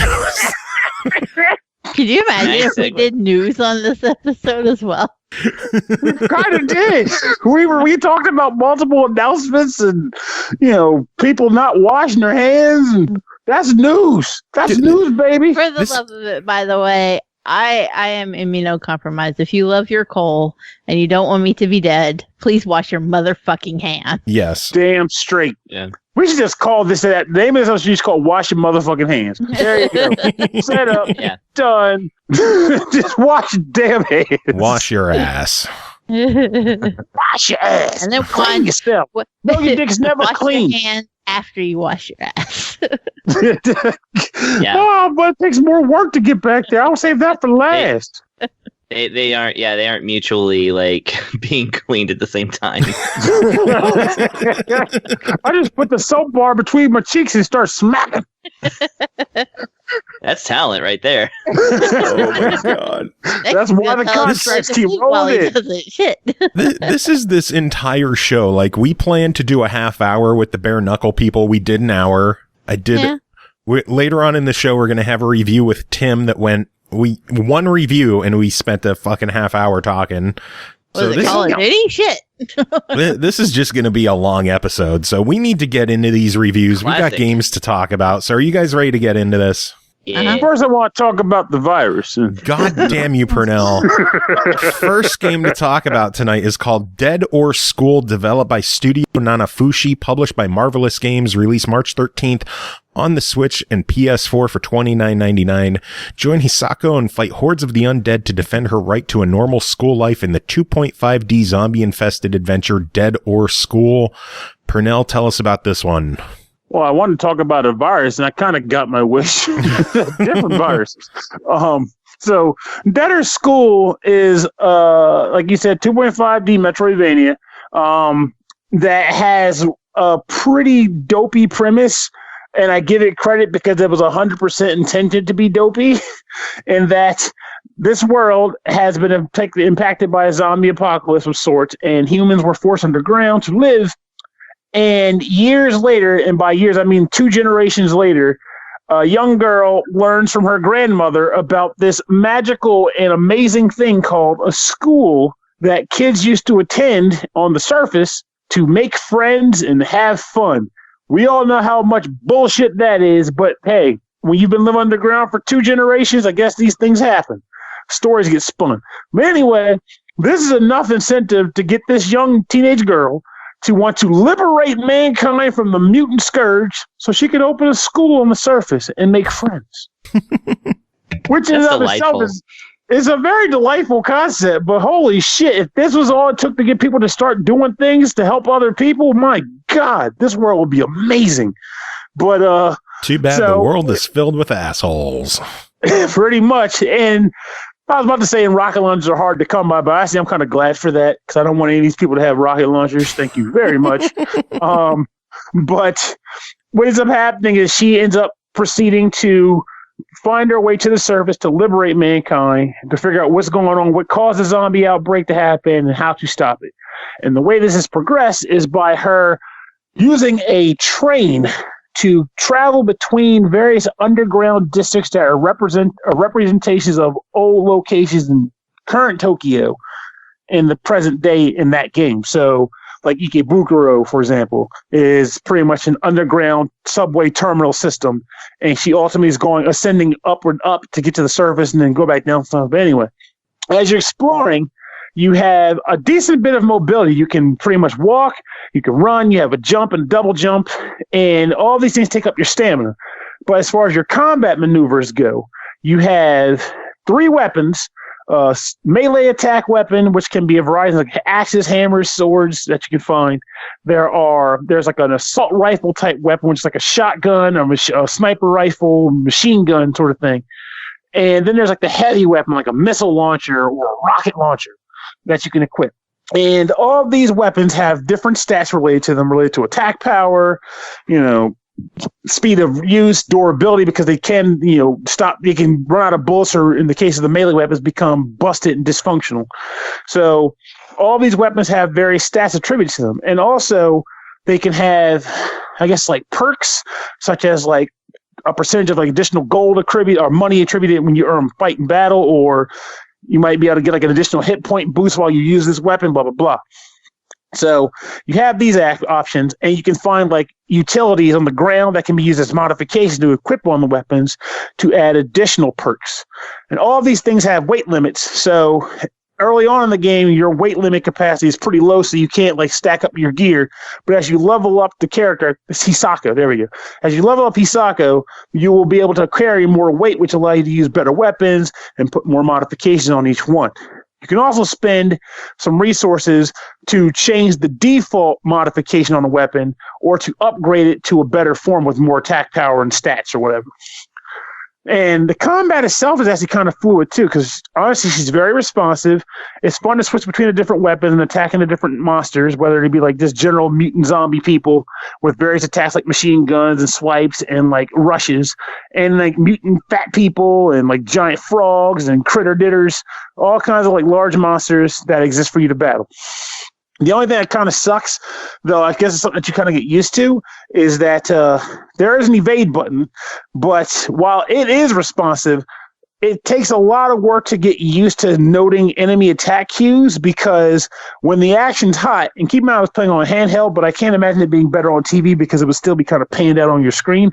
When the action is hot, it's easy to lose where your main character is on the screen. Sometimes people would even have an arrow pointing down at her, like, your girl is here! Dodge her, move her. But in addition to that, it's just hard to see when the enemies are even attacking because there's just a lot of shit going on. And while there are some like visual cues that the game will kind of give you, like I know, like for example, some of the enemies will flash a color when they're about to change, when they're about to attack you. It's still sometimes hard to even spot that amidst the chaos.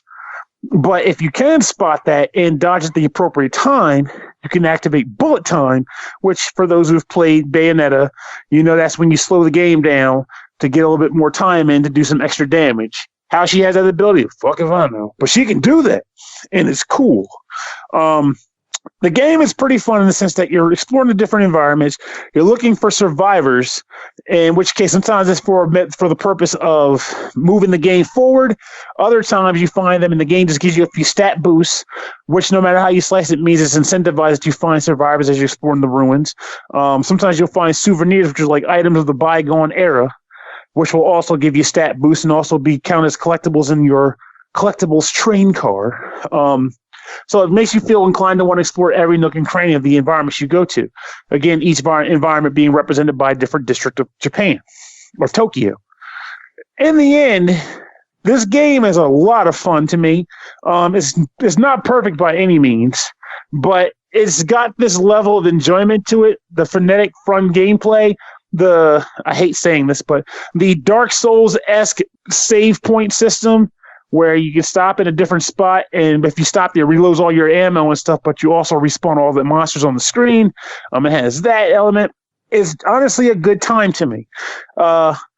It's also fairly lengthy.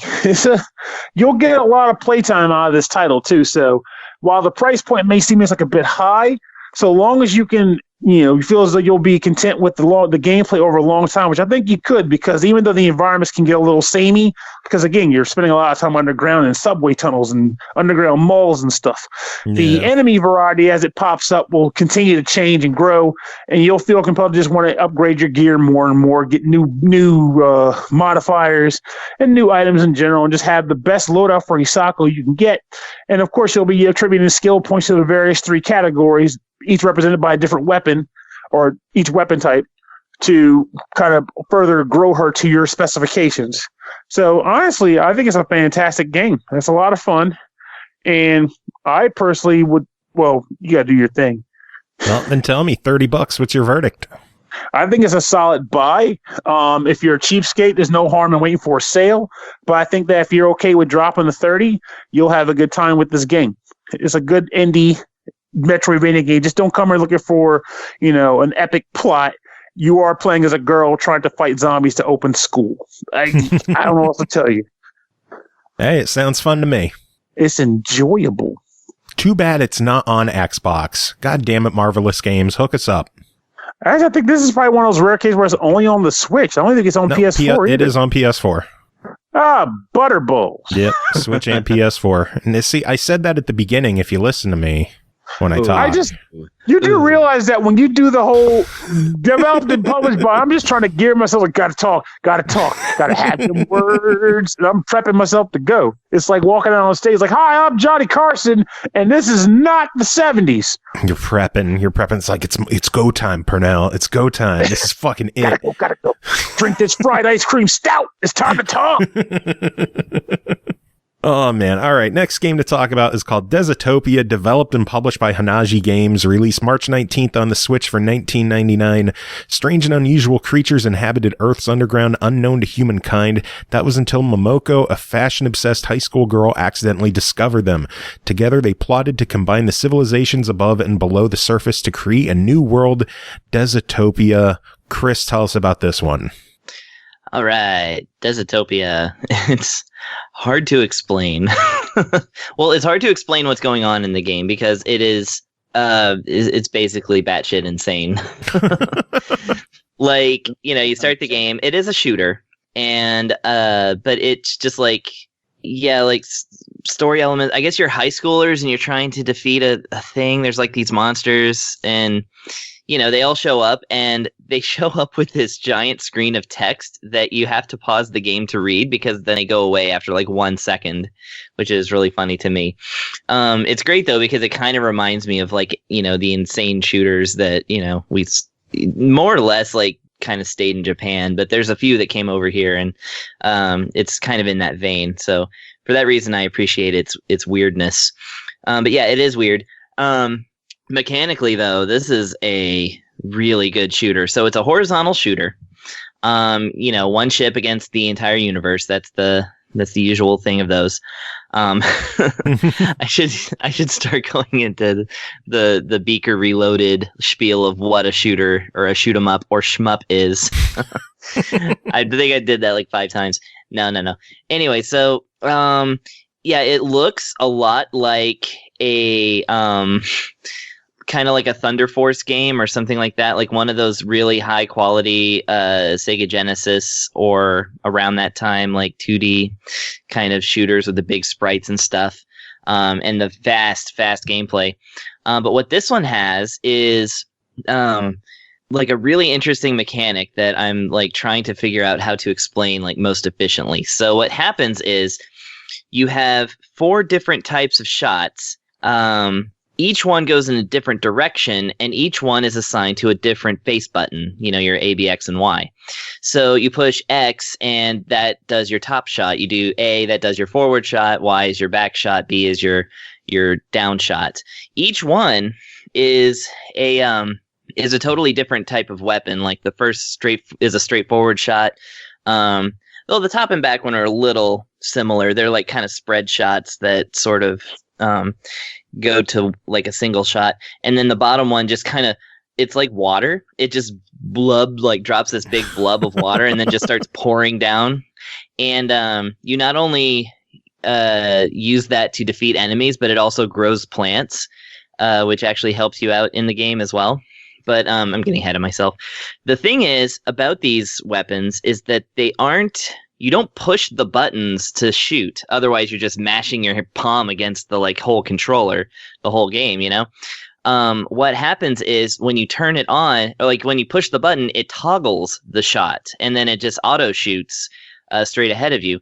And the point of the game basically is to toggle them on and off at the right time, because when you first toggle it on, it like shoots out this much larger shot. A little bit like I think R-Type does that a little bit, but basically it shoots this one big shot and then just continually auto fires like a smaller shot. And also the whole thing about it is that you collect money in the game, like from enemies that die. Of course, when you shoot enemies, they like points pop out, and they come to your ship like a big magnet. But in order to get them to do that, you have to have none of your shots activated at the time. So, and then as you gain more points, that's basically money that you can use in game to purchase upgrades for your ship. So, in that sense, like you won't upgrade your ship as quickly unless you learn how to toggle your weapons off at the right time when you've like just blown up a screen full of enemies. So it has this really great push and pull of like releasing all the like shots at once and then turning them all off so that you can get, the points from the enemies as they explode. The enemies, of course, are, again, the stages and the enemies are this bizarre, like wonderful fever dream of like a shooter. Like none of them really make any sense. And you're just waiting to see what the next boss is going to look like, because they, like I said, they come in with their little introduction that you have to like pause to read, and they're all kinds of like just these, insane, like looks like some really rad kid drew them in his notebook, like, yeah. That kind of thing.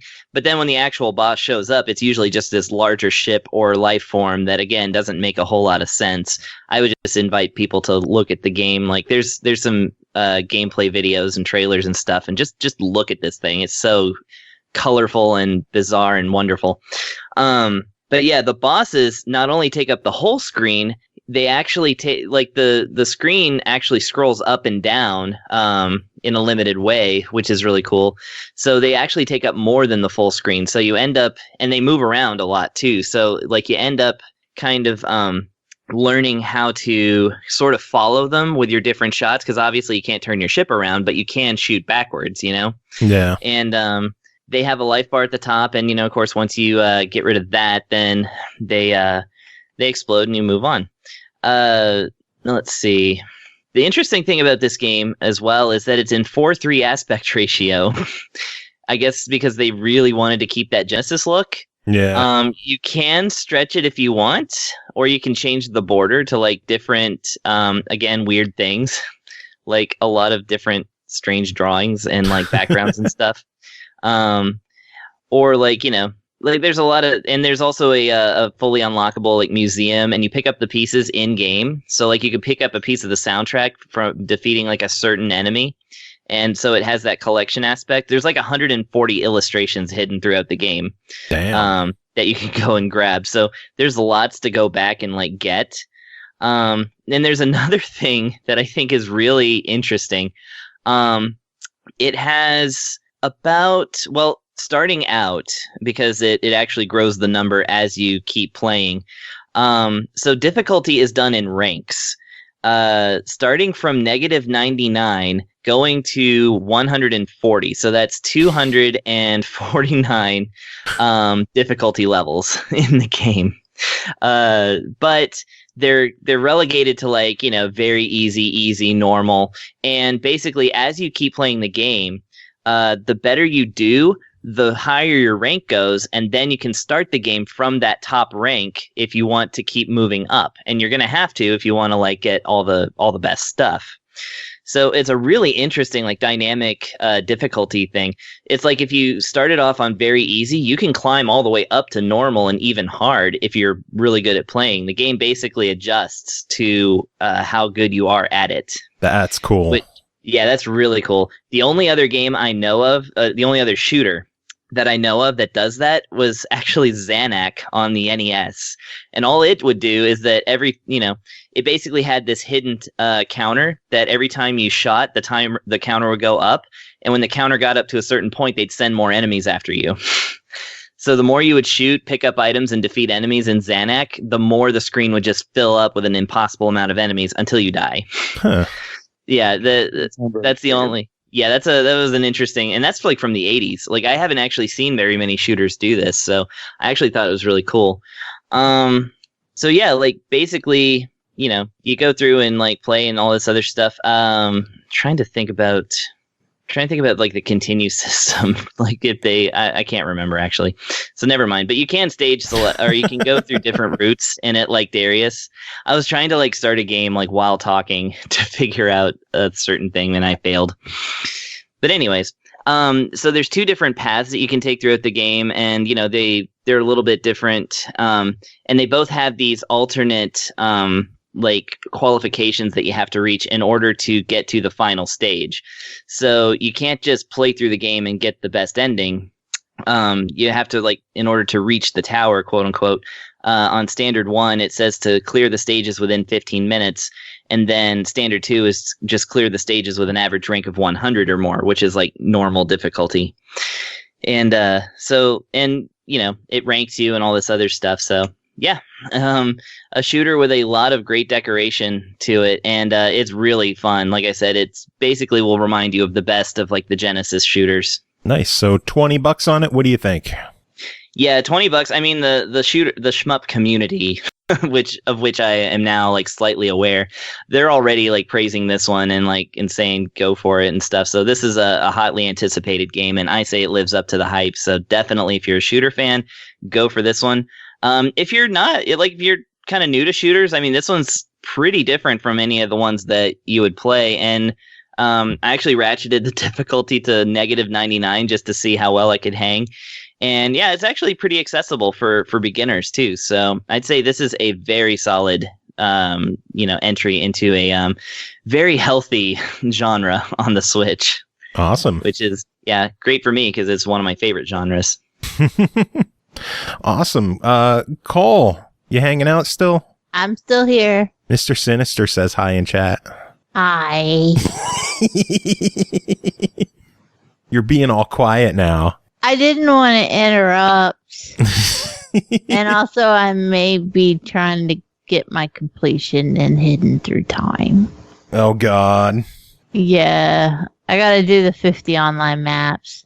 Oh, that's going to be a long one. Yeah, well, I've already got, I think I'm 1 or 2 away from the 25, so I'm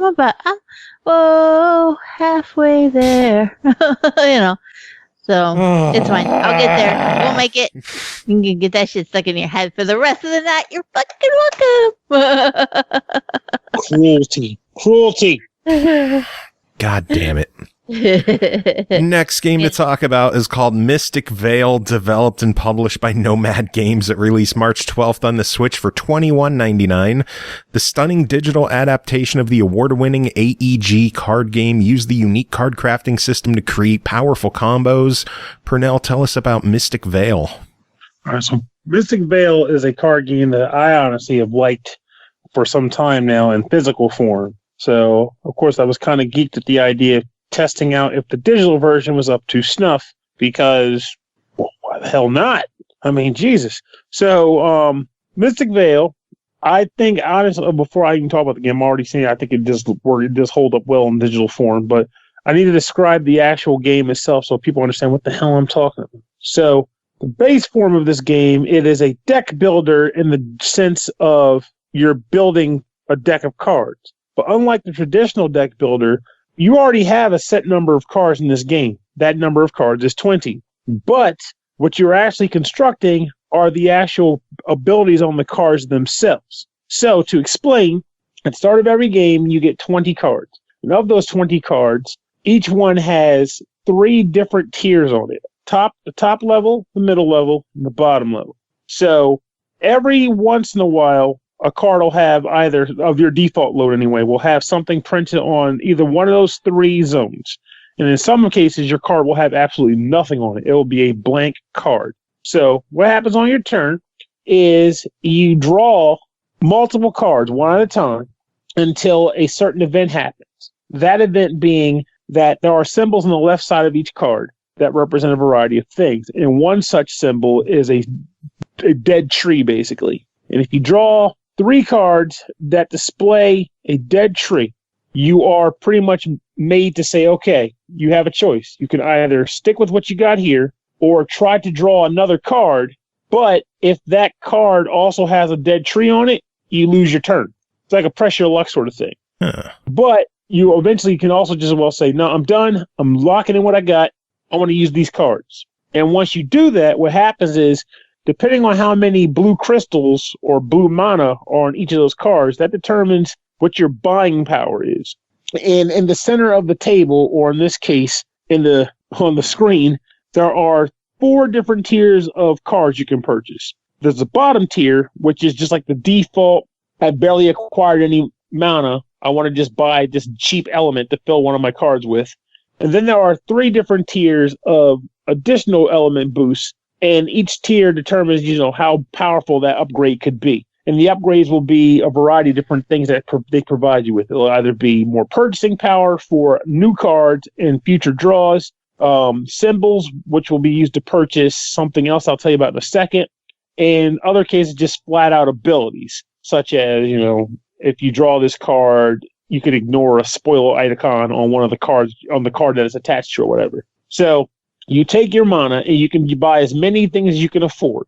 But once you make those purchases, like I mentioned earlier about each card having 3 tiers, the card the upgrade you purchase has to be able to be applied to a card with the available tier slot open. So if you buy a card where the upgrade goes to the top of the card, it has to be able to be slotted into a card on your facing table that has the top slot exposed so you can slide it in. And then you pretty much put it into the card. And then when you're done, you put them all to the discard pile and redraw again. Now, the other thing you can buy with these things that I had mentioned earlier about the symbols is there are a combination of symbols you can draw. And if you get those combinations, there's something called a Veil card that you can buy, which is considered like a permanent upgrade that will always be in play for you throughout the rest of the game once you purchase it. So you might get bonus mana for shopping every round, or a free symbol which can be used for future Veil card purchases every round. So it behooves you to go for trying to get Veil cards if you can manage to afford them or get the resources required to buy them. So each turn is essentially you shuffling, you're pretty much redrawing cards till you get to that spoil point, deciding if you want to press your luck, then making a purchase. And the ultimate goal of the game is to get a certain number of victory chits cleared from the table before, once a certain number of victory points are cleared from the center of the table, whoever has the most of those chits will win the game. So it's a race to get those chits before anybody else. This game is really weird to explain without physical objects in front of me. This is the very first time I've ever explained Mystic Vale to a person without having cards on the table. So forgive me I apologize if you're like, what the fuck is this guy on? But I will say what I feel of the game, and hopefully that can convey my impressions as a whole. Mystic Vale is a game that I've enjoyed since the very first iteration of it that I've played. There has been a ridiculous number of expansions that have come out since then, and me being the hoarder that I am, I own every single one of them. With that said, I still only play the base game because I'm always worried about, is this the time to open an expansion? Is this the time to open an expansion? But I have every expansion. I love the game that much that I'm like, I will play this game at some point. The digital version, I feel as though conveys that affection in a positive way, and it's doubly effective because I can use this version to play alone. Because one of the reasons why I don't play Mystic Vale as much as I would like is because you need humans to play that game, and you don't need humans to play digitally, though you can play it that way if you want. You can play it online, or you can hot swap. And I remember reading somewhere that it's actually cross-play. So you can play it on the people who have like on iOS or Android or whatever. You should be able to cross-play that. Double check on me, folks. But I'm pretty positive I read that you can cross-play this game with other versions of it. So that's pretty cool. I love it. It's really nice. And it does also come with the first expansion the game had, which is called the Veil of Magic.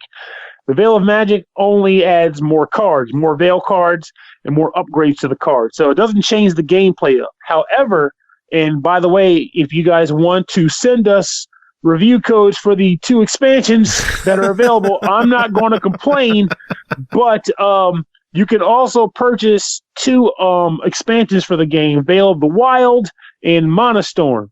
And with those, it does add a gameplay changer. It doesn't break the game or anything. It just changes the game a bit. Something called leader cards and something called amulets. Leader cards are, well, I'll save that for if that code comes through. There is more to the game. You wily bastard, you. It's a tease. All right, PR company. If you want us to review the expansions, I guess you got to send them over. But the base game being $22, what do you think of it?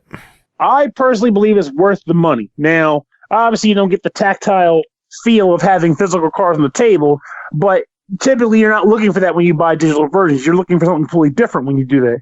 And buying this version, you're going to get it for a substantial discount compared to buying the physical game, which is $40, and that expansion, which is $20. So you're generally making out better financially by a long shot buying the digital version.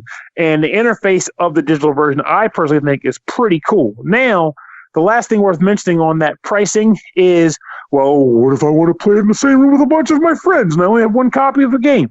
Well, by virtue of how the game is designed to work, you can hot swap your Switch and just do it that way. Or if it's on the TV, you just take turns with different controllers like you normally would. So you could play the whole game multiplayer on one freaking system. It ain't going to hurt you. So nice. Whatever. It's a good game. Make that buy. Awesome. Sounds good. Next game to talk about is called Maiden in Spell, developed by Mino Dev LLC, published by Mino Dev and Maple Whispering Limited, released February 20th on Steam for $12.99. Maiden in Spell is a magical girl battle game set in a cutesy fantasy world. Select from one of 8 young ladies to battle one-on-one with a friend, or fight your way through a series of bosses and learn the secrets of the Kingdom of the Stars. Chris, tell us about Maiden and Spell. Okay, so sorry, was drinking some of my soda. Proud of you. What kind of soda are you drinking? Good old Dr. Pepper. Yay. I'm in Texas. Like, it's the law. I want to find it with the cream soda. I can't find it anywhere. Yeah, I'm looking for that myself. The other day. But yeah. No, it's funny because like to switch this over to the pandemic thing for a second. The grocery stores are of course all being raided and people are stocking up. Apparently, Dr. Pepper and Coke is getting pretty low in the stores around here. They hadn't touched the Pepsi. That's because Pepsi's nasty. Pepsi tastes like you left the Coke out in the sun. I think Pepsi's fine, but I don't buy it. So. I like the Pepsi with the real sugar. That's good. Yeah, Pepsi Throwback is good. Cherry Pepsi was okay. I do like wild cherry Pepsi. We didn't have cherry Dr. Pepper back in those days, so that's the reason cherry Pepsi has like the nostalgia factor. Do they have cherry Dr. Pepper that's not just the cherry vanilla Dr. Pepper? Yes. Yeah, they do, don't they? Yeah. Okay. Trying to remember. I always just drink the regular stuff. All right. So, Maiden and Spell. Yeah. Okay, so this is another shooter that is also very different from other shooters. So, first I'm going to explain what a shooter or shmup actually is. Oh, How do I game? Yeah, exactly. What is button? But in this one, you're actually not a ship. You're a young lady who is, basically a stand-in for something else. So the main characters in this game are a standard adventuring like RPG team. So you got your warrior, your wizard, your priest, and your thief type character, and they all play a little bit differently. And then there's 4 more girls who are who represent the monsters in the game. So you've got the dragon lady, you've got a lich lady, I'm not exactly sure what she is. Like the very helpful website calls her Depth's Secret. She's basically a water boss, which has a cat, like a little cat, like a cat emoji almost on her head. Like, you remember Cat Quest, right? You're followed around by a little ghost cat. Mm-hmm. If you played that, it's like that. Nice. And so she throws watery cat-filled water at you. And then the last one is a manticore. Not last one, but the 4th one is a manticore. So you have a story mode and of course, versus mode. In versus mode, you can pick from any of them, but in story mode, you start off with the warrior type, the hero of frost, and the wizard type, which is the royal arcanist. And with either of them, you go through basically a Mortal Kombat style, tiered thing where you're basically going into this city of the stars. I don't remember what they're. It's just a 3D backdrop that you fight in. And you basically run into all 4 of the monsters plus the other 3 adventurers who, for some reason, that they explain in the plot somehow, either want, or they're kind of either wanting to fight you or they just want to like practice or something like that. But it actually turns out to be a real fight. Nobody in this game really are that mad at each other, and there's no death. Everybody just is kind of like frenemies with each other. So it reminded me a little of Toho in that sense. But and speaking of Toho, it's basically the entire gameplay is one-on-one shooting. So there's no like levels to get through. You just go through each match and try to defeat the other opponent. So basically, all things being equal, this is not one ship against a boss that's like filling the screen with bullets. You're both filling the screen with bullets at each other.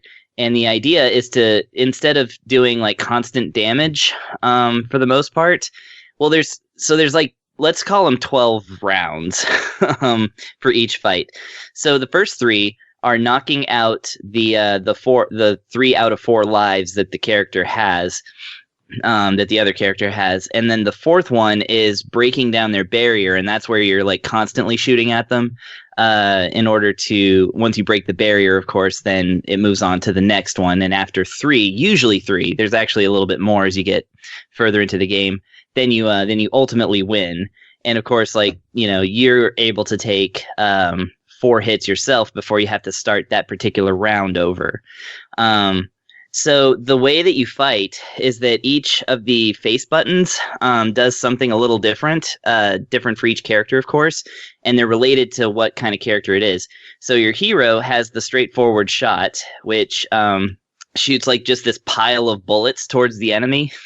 She can swing them constantly, so it's just like basically shooting like a standard shot, but it's a little bit of a spread shot.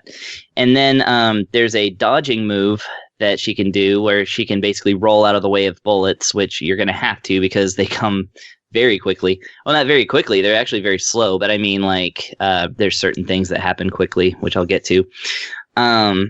So, for instance, she's got that. The Royal Arcanist has, instead of a dodge move, she has a move where she freaking drops a moon on the enemy.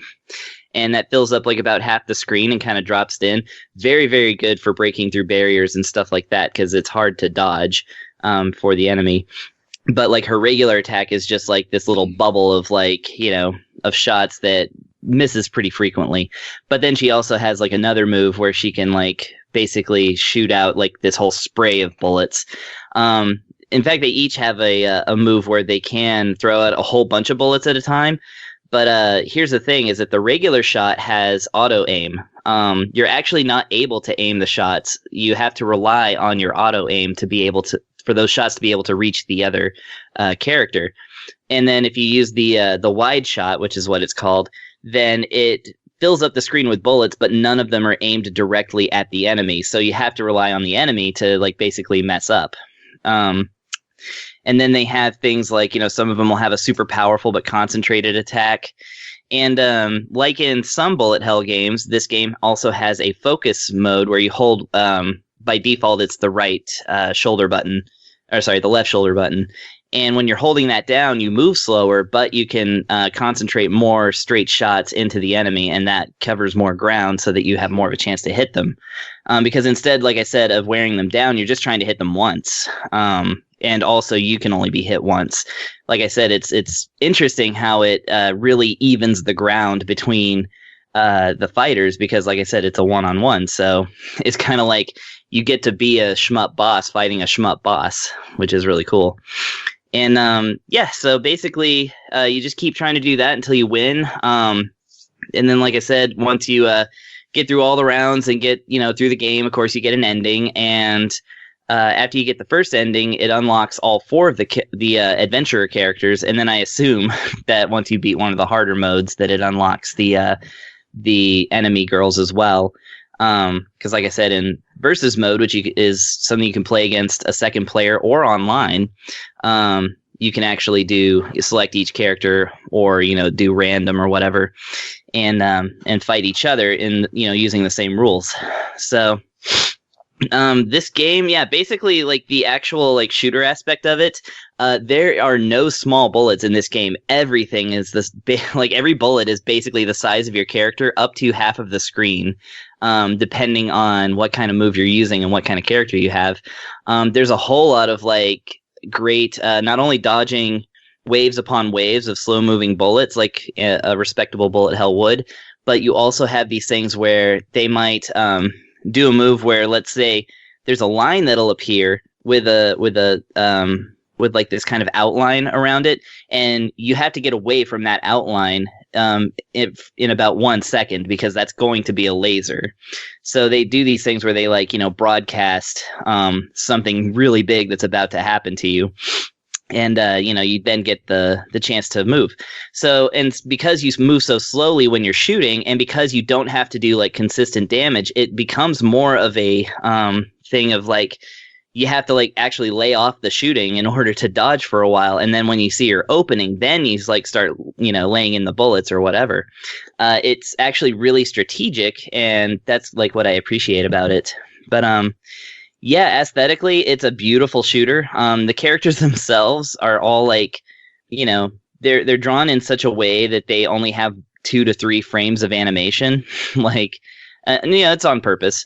But like the actual bullets are just like huge and beautiful, and like the patterns are awesome. And, you know, each character is like super different from the other ones. So this one is one that you're going to want to, like, as soon as you beat it with one character, you're going to start another game immediately with the next character and like learn what they're all about until you play through with them all, because yeah, it's just a really, really solid shooter.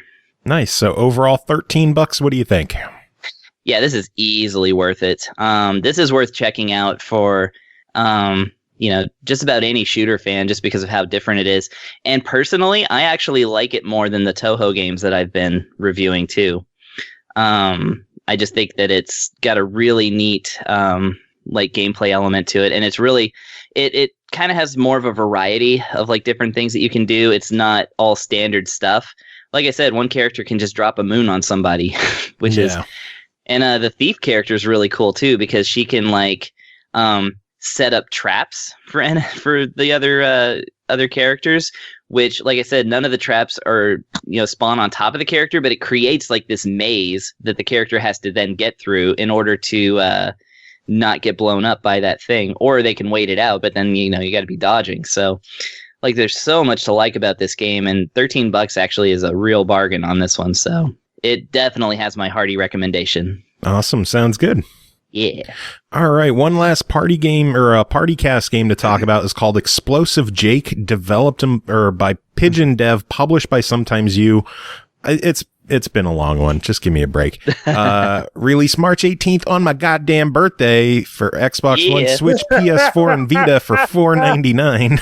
Explosive Jake, classic arcade game. Not only humans afraid of the dark and deep dungeons, our hero, a little skeleton with unhealthy crave of explosions, which trying to escape from dangerous castle dungeons, help him to avoid enemies and explode the way out. Chris, tell us about Explosive Jake. I love when the descriptions are not the most coherent. Sometimes those end up being my favorite games, Yeah. Like, I'm a Psycho fan, so what can I say?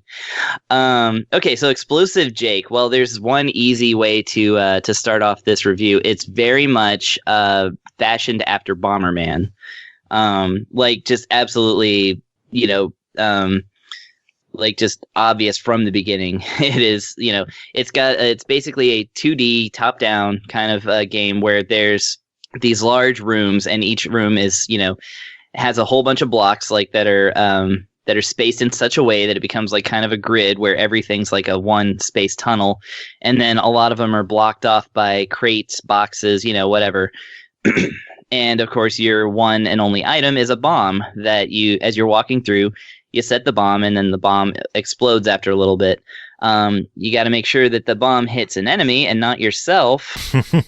And in classic bomber game fashion. Exactly, classic bomber game fashion. The goal is to find a key and then, get that key to a door and then move on to the next stage. Okay, so there's some differences here, obviously. Otherwise, this review would be quite short indeed.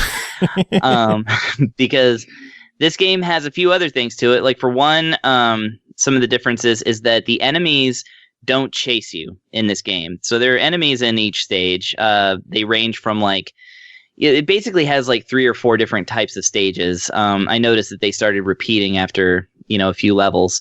And some of them have like medieval knights that are walking around. Some of them have robot, like brain in a jar, like, robo mech suit things that are coming after you. But they all do the same thing. They just walk in a pattern.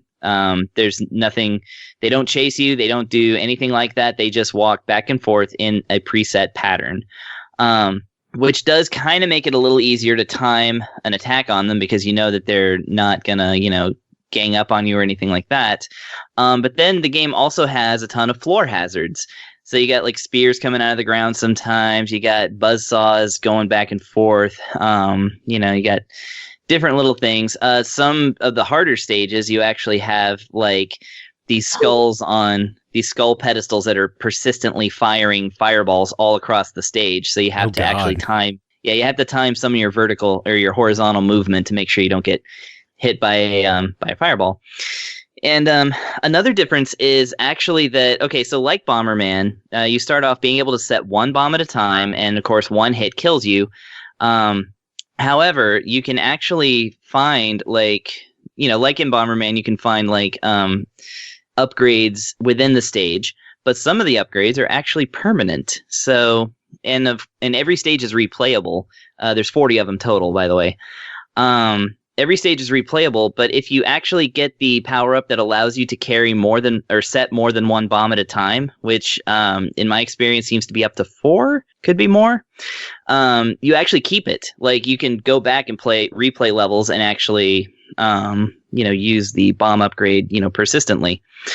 But certain things, like you can get an extra heart, so you can take an extra hit in a stage, and one of them, of course, makes the bomb's explosion go wider. Which of course both makes the game harder and easier at the same time, because obviously it gives you less space to escape to when the bomb tails are that wide. Those tend to stay with the stage. So basically, yeah, the other little thing about it that I kind of found a little annoying is that it doesn't have.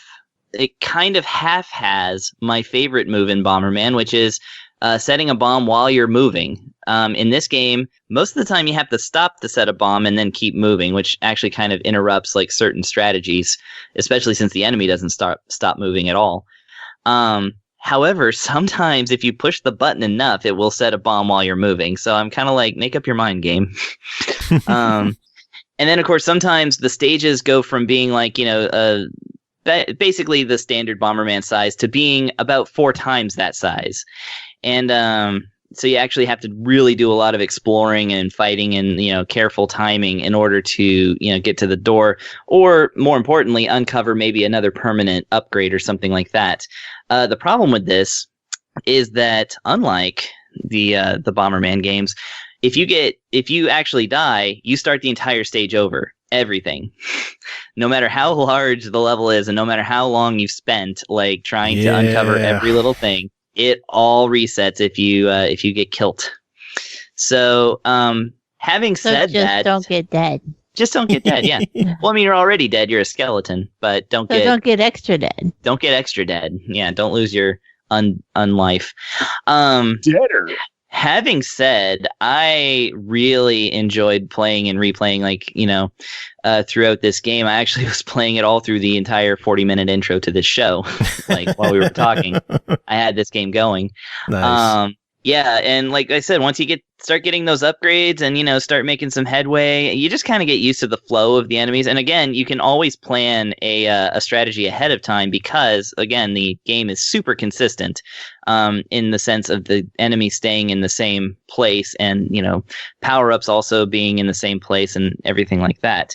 The biggest winner of this game for me, though, and this is really just a personal preference thing, is that when you start the game, before you actually start playing, there's a skull sitting on top of a crate that is basically sort of half explains what you're doing there.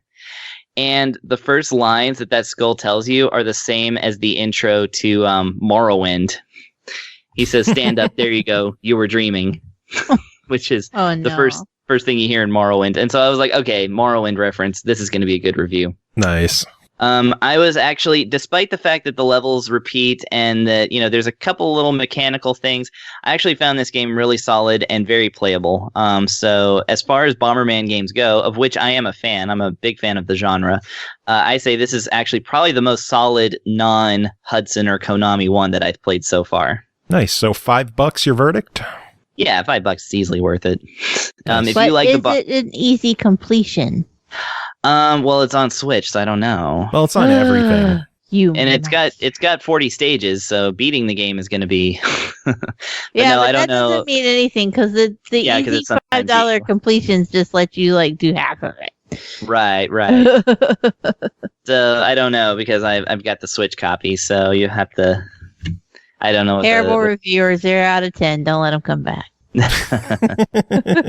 Can't tell me if I can complete it in under an hour, then you can't stick around.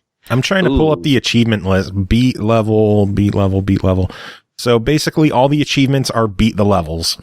All 40? Yes. How fast can you beat a 40 level game?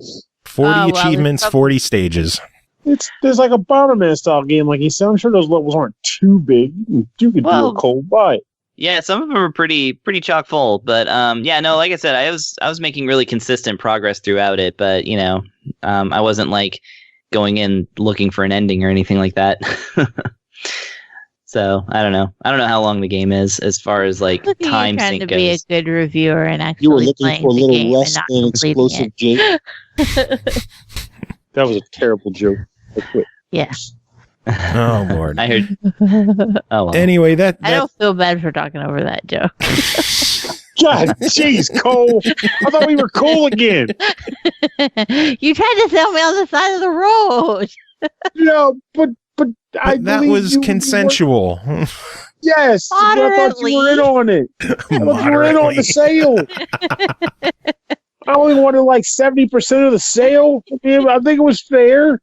Oh, my Lord. All right. Well, we got one more review to take care of. Tim Ekibus is going to join us for that one, so we're going to let y'all get going. Cole, do you have any final words? What are you talking about? One more. Get out of here. Calm your tits. I already recorded it. My tits are calmed. I know. I skipped out on participating in that review because I was eating steak, so get fucked. All right, and finally tonight we are bringing in our good friend Tim Ekibus. Tim, how are you doing? Oh man, it was a crazy day. I was just relating to Mr. Joe Cam how crazy it was. I mean, everyone's days are crazy. I don't know if everyone is sick of hearing about how the coronavirus is impacting everyone, but it is impacting everyone. Well, this is our coronavirus special, so it is our coronavirus / Joe's birthday special. Well, yeah, happy birthday, Joe, and it's also happy birthday to my wife as they share a birthday. We do.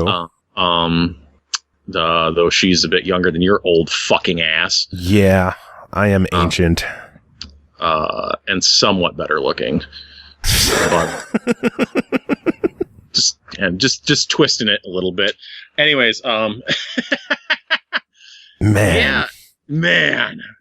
that's it. This is our world now. No more good reviews for you, Agabus. Fuck you, piece of shit. Anyways, well, I work in a school district, and my child goes to a school district, and now all of the school districts in this county, which is both of those two aforementioned schools, are now closed until April 20th, 420. Nice. Smoke 'em if you got 'em. Yeah, school's closed from Stone Cold Day to RVD Day. So that works out perfectly. Yeah, somehow in a weird way. So yeah, like I am now in a situation where I will be home with my child for 5 fucking weeks. At least they're reevaluating it the week of the 13th. So it might be longer than that. And the talk from our governor today was that it's going to peak in 45 days, which, if you're counting, that is almost 7 weeks away. Yeah. And at that point, it's just going to be, if it follows those projections, it's going to be a goddamn disaster, and school's going to be canceled for much longer than that. It's a rough situation. I think for a lot of avid gamers, it's a great time to stay indoors and catch up on your backlog. Mm-hmm. You have a child, it is not that.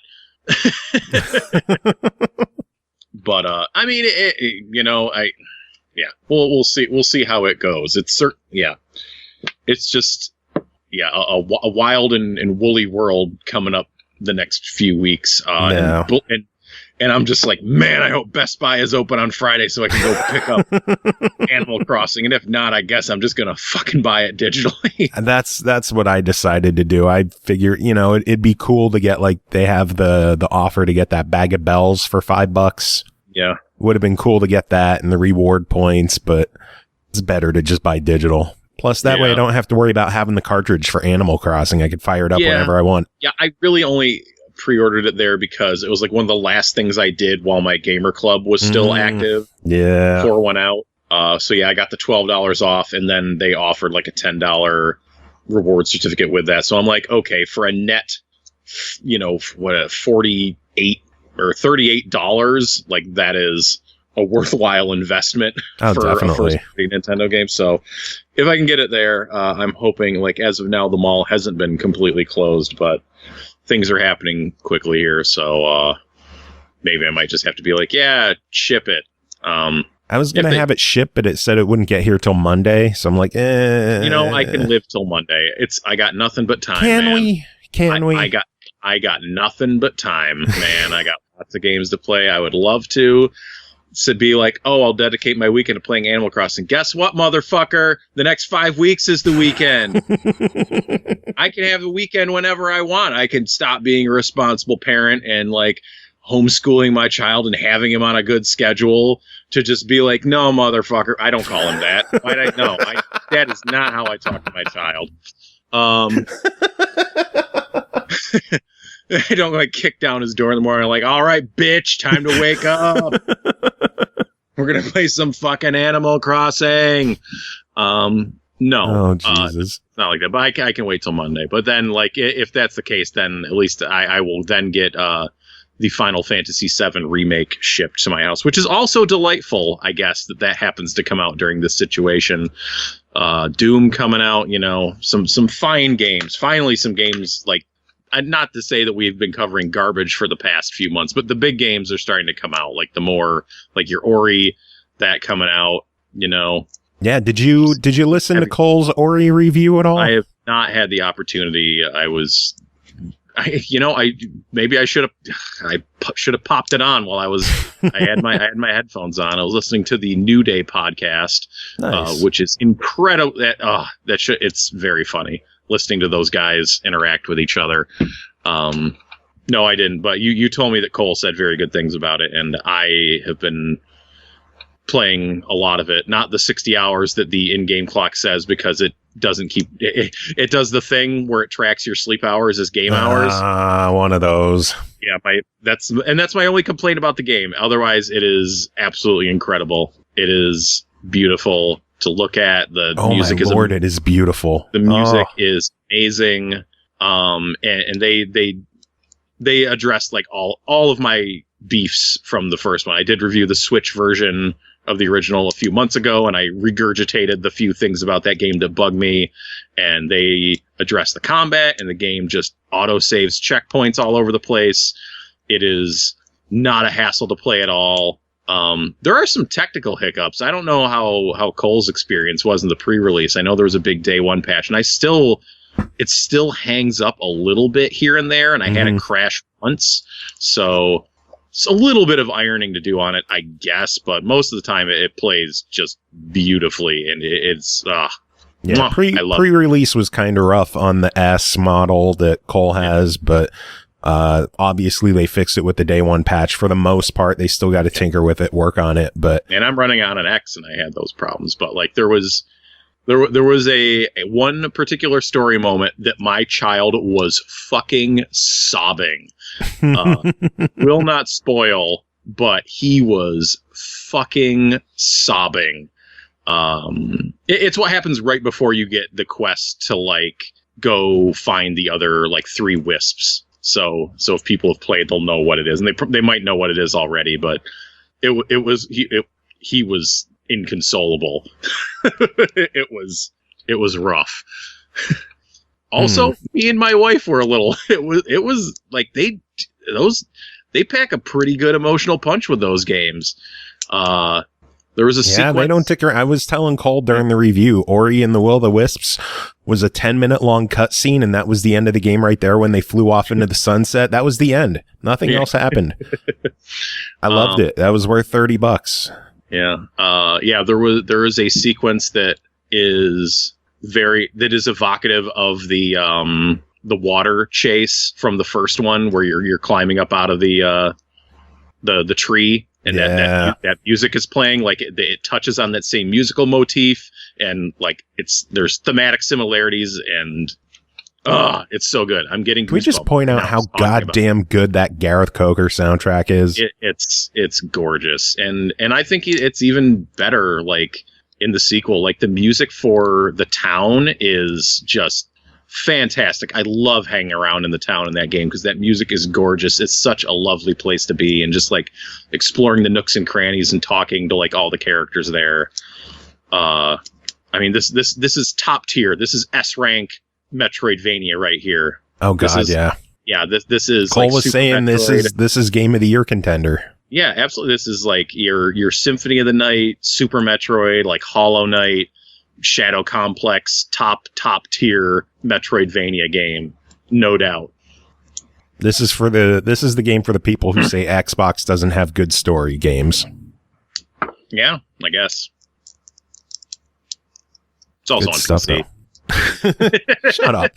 I'm just saying it is. It's the Xbox ecosystem. It is in the Microsoft Xbox ecosystem. Yes.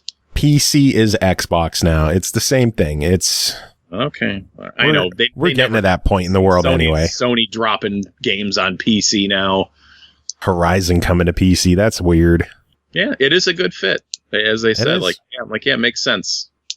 I think it'll be great on PC. And Death Stranding, which, that's a little bit different, but not too different. There was some Hearthstone news that you said you wanted to talk about. Yeah, God, we've already talked about so much stuff here. We did. Today this is a long review. All this is going to be longer than the review, I'm sure. Today. So for those that are not into Hearthstone, which I have been a player of Hearthstone since the beta. It is the collectible card game that I always was looking for. Like, I never got into Magic. Like, none of my friends were into Magic as when I was younger, and like it was just always was prohibitive. It felt prohibitive for me to get into it, to start buying cards and chasing rare cards, and I just never got involved. So like, here's Hearthstone, free to play, from Blizzard, who I loved, and so I got into it, and it has been a steady part of my life since it came out in like 2014. Damn. Yeah, 2014. Like, I have been playing it pretty consistently. There was one point a few years ago where I took a break for like 3 or 4 months, but then ended up getting back into it, and I play it a ton. It is my go-to, like, especially since having a kid, because it's kind of like my go-to, like, game I can half pay attention to game, or game I play while I'm watching something that doesn't require all my attention, like, say, wrestling. So I play a lot of Hearthstone, and yes, it's free to play, but that I've happily dropped hundreds of dollars into it. Let's just say that over the course of 6 years, like, and I'm not ashamed of that number. Hey, I won't judge. Look at my Rock Band library. Yeah. Jesus Christ. Yeah. But yeah, like, I am a Hearthstone whale. Like, whenever an expansion comes out, I'm usually dropping some money on card packs, because I use it. I play it. It's the game I play the most. So anyways, yeah, they announced, so when it comes up on April, that is the new year for the game, where they cycle out a year, like a full year's worth of expansions. So coming up, they're cycling out all the stuff that came out in 2018 will be cycled out, and a new expansion comes in. So it's a huge upheaval for the game, like, just in general. Like, a ton of old cards are going out. Only 3 sets of old cards are going out, and 1 set of new cards are coming in. So, like, all the old decks are gone, like, cease to be, it's just a huge shakeup for the game. Like, old decks suddenly won't work anymore, won't be as powerful anymore. New stuff comes into play, and it's just a great time. So they announced that, which is called Ashes of Outland. That's what it's called. I think a few of the cards are out there now. But the big news is they are adding a fucking new hero class to the game for the first time since launch. Wow. Yeah. Like, the game has had 9 classes since launch, and I think me and most other people gave up on the idea that they would even try to add in a new class, like, years ago. But they are adding in the Demon Hunter class, which will, of course, be Illidan, You Are Not Prepared, Stormrage, and his 2 hacky, scythy, swordy things. So yeah, they're adding a new hero, which is going to be an even more massive shakeup for the game, in the meta and the balance. And it's just crazy exciting. A lot of people shit on Hearthstone, like its fans, especially. For some reason, it's really weird. Like, I love dropping into the comments on anything that Blizzard releases for it, because people are just bitching and complaining about everything. But I actually think they've done a really good job in the last year, especially, of making significant improvements to the game and making it more accessible, and like giving out cards more frequently, like more free stuff. I think they've been doing a really good job with it. Like, the PvE content I've paid with, I have not had to pay real money for. I just save up my gold and have been easily able to afford it. And just lots of fun new stuff, new changes, more balance changes. It's the game. I think the game is in really good shape, and I'm excited for another year of hopelessly attached to my phone screen playing. So what happens to the cards that they remove from the game? Oh, they removed them from the standard format and moved them to the wild format, where anything goes. All right, I was going to say, you're the first person I ever heard who says that they're excited that someone's taking away content from them. Well, it makes things more interesting. Like right now, I'm barely playing standard because it's kind of stale. It's been 3 months since some cards came out in February. There was like a few cards they sprinkled in, but it's been pretty stable for a few months now, and I played a bunch of it, but, kind of this time of year, I'm like, I've seen enough of it. I know all the decks. I'm kind of sick of them all. So I'm excited for things to get shaken up, and then things move off to Wild, and sometimes I play Wild, and decks in there are just ridiculous, because there are hundreds and hundreds of cards interacting with each other in ridiculous ways. So it's fun, yeah. I love this time of year for Hearthstone. It's kind of the most exciting. Yeah, you had to clarify for Hearthstone. Yeah. Because it's not a great time of year right now. Yeah, I don't know. I don't know a lot of other people that are super into Hearthstone like I am. And like I said, it just feels like a lot of fans just complain about it. But I don't know. I think it's a great time. Now, I've never played it myself. Yeah, I don't know. Probably should sometime. Maybe give it a try. I always feel like it's impossible to get into.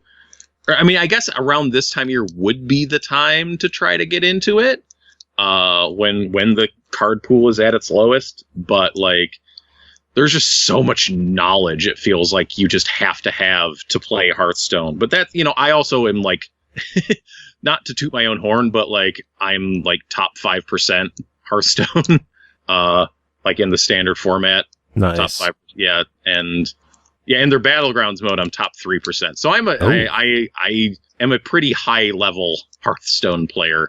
You do not fuck around. I do not fuck around, and people will be like, "Well, yeah, you spent a bunch of money on cards," and I'll be like, "Man, you still got to know how to use them. You could have all the tools in your box, but if you don't know how to use them, you're just gonna break your fucking car." Very true. It's like you could have Black Lotus, Moxes, doesn't matter. Yeah. If you're stupid. If you're stupid and you don't know how to use them and you don't know how to read your opponent. Exactly. Yeah. Anyway, you got a game to review. Should we get to that? I do have a game. Yeah. What is that? Yeah. What are we here for? Yes. I remember. Final game to talk about tonight is called Cider Reloaded, developed and published by Studio Evil, released March 13th on the Switch for $11.99. Cider Reloaded is an overcharged and furious side-scrolling hybrid shoot-'em-up. Jump back to the 90s when bulky tech was cool and games were all about skills and high scores. Tim, tell us about Cider Reloaded. Cider Reloaded. Hey, I started playing this game and I was like, oh yeah, I played this game on PC years ago. A little bit. So Cider Reloaded is it's a side-scrolling, it's a horizontal shooter, but it doesn't auto-scroll. It kind of has a bit of it's not quite Defender in that the screen doesn't wrap around on itself, but it's a little bit Defender-esque in that you can go both right and left on the screen, and you kind of control which way you are going and how the screen is scrolling by where you're moving with your ship, which is good and bad. The reason I say it's bad is there's kind of it's just the one thing that bugs me about this game is there's this weird muddiness or that to the movement of your ship, when you're turning and starting to move, it's not a real quick acrobatic space move that your ship makes when you turn around, or it's not as snappy, I guess, as I would like. You'll change direction, and sometimes it's okay, well, there's shots coming at me from this direction, so I need to turn around and kind of maneuver around. But your ship won't really move on the screen as it starts to go in the other direction. The screen kind of adjusts on your ship, so the second you turn, you don't start the screen doesn't start moving. Your ship will start moving, but it's kind of you're on a treadmill for a second and getting up to speed before you really start moving. So it's like a cat trying to take a corner on a kitchen floor. Yeah, yes, exactly. That's what it's like. That is exactly what it is like. Why do you have something that happens like that in your house, Joe Cam? All your cats. Yeah, so it's a little bit like cat on the kitchen floor when you're taking a turn. It takes a second to get your legs under you and start moving again. But the game, so it is pretty straightforward. It's got like 8-9 levels to the campaign. Once you play through and unlock them, you can just dive back into whichever one you want. It's not a thing where you have to start from the beginning whenever you want. You can just be like, once you unlock it all, you can be like, okay, I'm going to go at this level. I'm going to shoot for the score on this level, or I'm going to play through it with this ship and do that. There are 8 or 9 different ships as well. You start out with 3. And you unlock the other ones, and on the ship select screen, it tells you exactly what you need to do to unlock said ship, which is nice. There's no guessing. They're not just locked, and it's like, okay, well, I guess I'll play the game and see what happens. But it will be something like, okay, you need to beat this level with this ship on this difficulty to unlock this one. It's like, okay, cool. I can do that. I can work towards that and start unlocking stuff. I like that. Each ship has a different primary fire and a different special weapon, like many a ship in a space shooter. But I mean that's what you want. You want variety in your ships. That's what makes them go. So you have a good variety of ships for different play styles that do different things. I really like one. It's one of the unlockable ones. Like its super move. It pulls in like a wall of like drone ships to like beef up your firepower, but it's like the entire screen tall. So it's just really cool and impressive. As you're playing through the levels, it's not one ship, one shot kills your ship, which is nice. You can take a few hits. There are health power-ups around. There are also weapon fire power-ups, and your weapon fire will carry over between levels if you just continue from one to the next, which is something to keep in mind, because if you just start a level raw, you just start out with your base ship, and it can be a real pain in the goddamn ass. Just so you know. There's 5 difficulty levels. There's like easy, there's super easy, there's like a normal, there's arcade master. It's kind of a little obnoxious with its difficulty and difficulty descriptions. I don't like difficulties that kind of belittle the player. And it does that a little bit. It's just a little bit eye rolling. It's just like, come on, guys. Some people, like, I get it. We didn't all grow up in the 80s and 90s with super hard shooter games, but that doesn't mean you got to make like people who grew up with, quote, this generation of consoles feel crappy for having to have an easy difficulty mode. Yeah. There is a survival mode as well, which is just, it is what it sounds like. You get in there and you try to survive. There are some training challenges, which do some different things. There's only like 3 of them for teaching you a thing or two about how to maneuver and use your ships. And that's it in terms of content. It's pretty straightforward in what it's got. I will say the game, I really do like the look to it, and I really like how your bullets and the enemy bullets appear on the screen. Like, they're very appealing to the eye. They're like just these very nice, easy to see, like clear, glowy, multicolored bullets. You're not going to miss them or get lost in the sauce. It just all like looks, they just have a really good look and hue to them that I appreciate. There's a good contrast between the background and the bullets. There is you're not going to lose bullets in the background at all. The backgrounds are, it's outer space. And you'll have like giant ships. Like nothing in this game happens very fast, I guess I should say. Everything it has kind of a certain pace. It kind of moseys a little bit. It's not something like Darius or like Gigawing where like bullet curtains are like flying at you super fast. It's not like that.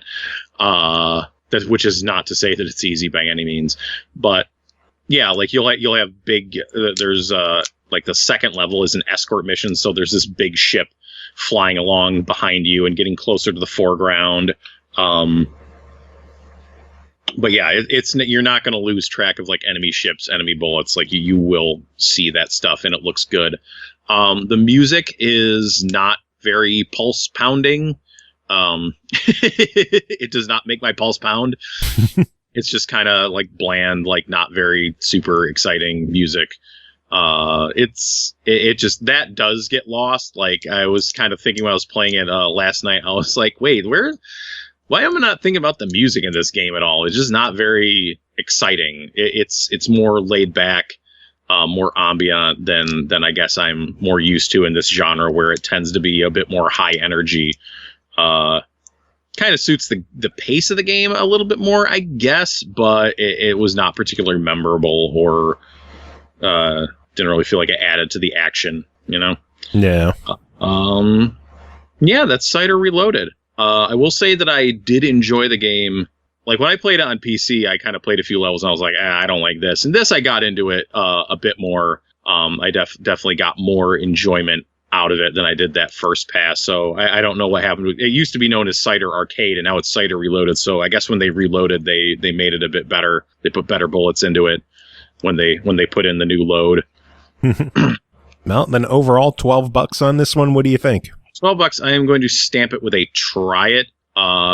It's decently fun. It's not the most exciting shooter out there, but I was struggling to think of like a ton of really good horizontal scrolling shooters on the Switch right now. And it looks good on the screen and fills the screen nicely. Like, there's a lot of vertical shooters on the Switch, which are either cramped on the screen or you got to use a flip grip for. But this plays nicely on the Switch. Like, the Darius collection hasn't come out over here yet. Not that I'm mad about it, but yeah. So you and Chris on that one. Yeah, it's a pretty solid pretty solid shooter. You might want to wait a bit for a sale if you're on the fence, but it's worth a try. Cool. All right. Well, that is it for this episode. Tim, thank you for being here, hanging out with me. Thanks again to Cole, Pernell, and Chris for being here as well. And then a big thanks to Ste and Tony at Bare Knuckle Dev for coming on and chatting with us about Super Mega guys. Space Blaster Special Turbo. Hell of a name for a game. That is quite a name. Fun game, though. It's a fun game, though. But yeah, that is it for this episode. I'm thinking music. Should I play something off the Ori piano collections? Oh, please. Yeah, that would be lovely. I usually end the show with upbeat stuff, but piano collections, Ori, I think we're going to have to do this. Yeah, heck yeah. Listen to some Ori, some Jory. Jory. Oh, man. So do you have any final words to end the show? So I'm so tired. This is such a long day. Oh, man. Also, WrestleMania. We do our Wrestlecast. It's WrestleMania Performance Center this year. That's going to be weird. It's going to be weird. Hopefully they will have figured out how to produce that show better than they have with SmackDown and Raw. And hopefully they find out a safe way to get some people in that arena, because, man, I don't know. I wish they at least had the other wrestlers sitting in the audience watching.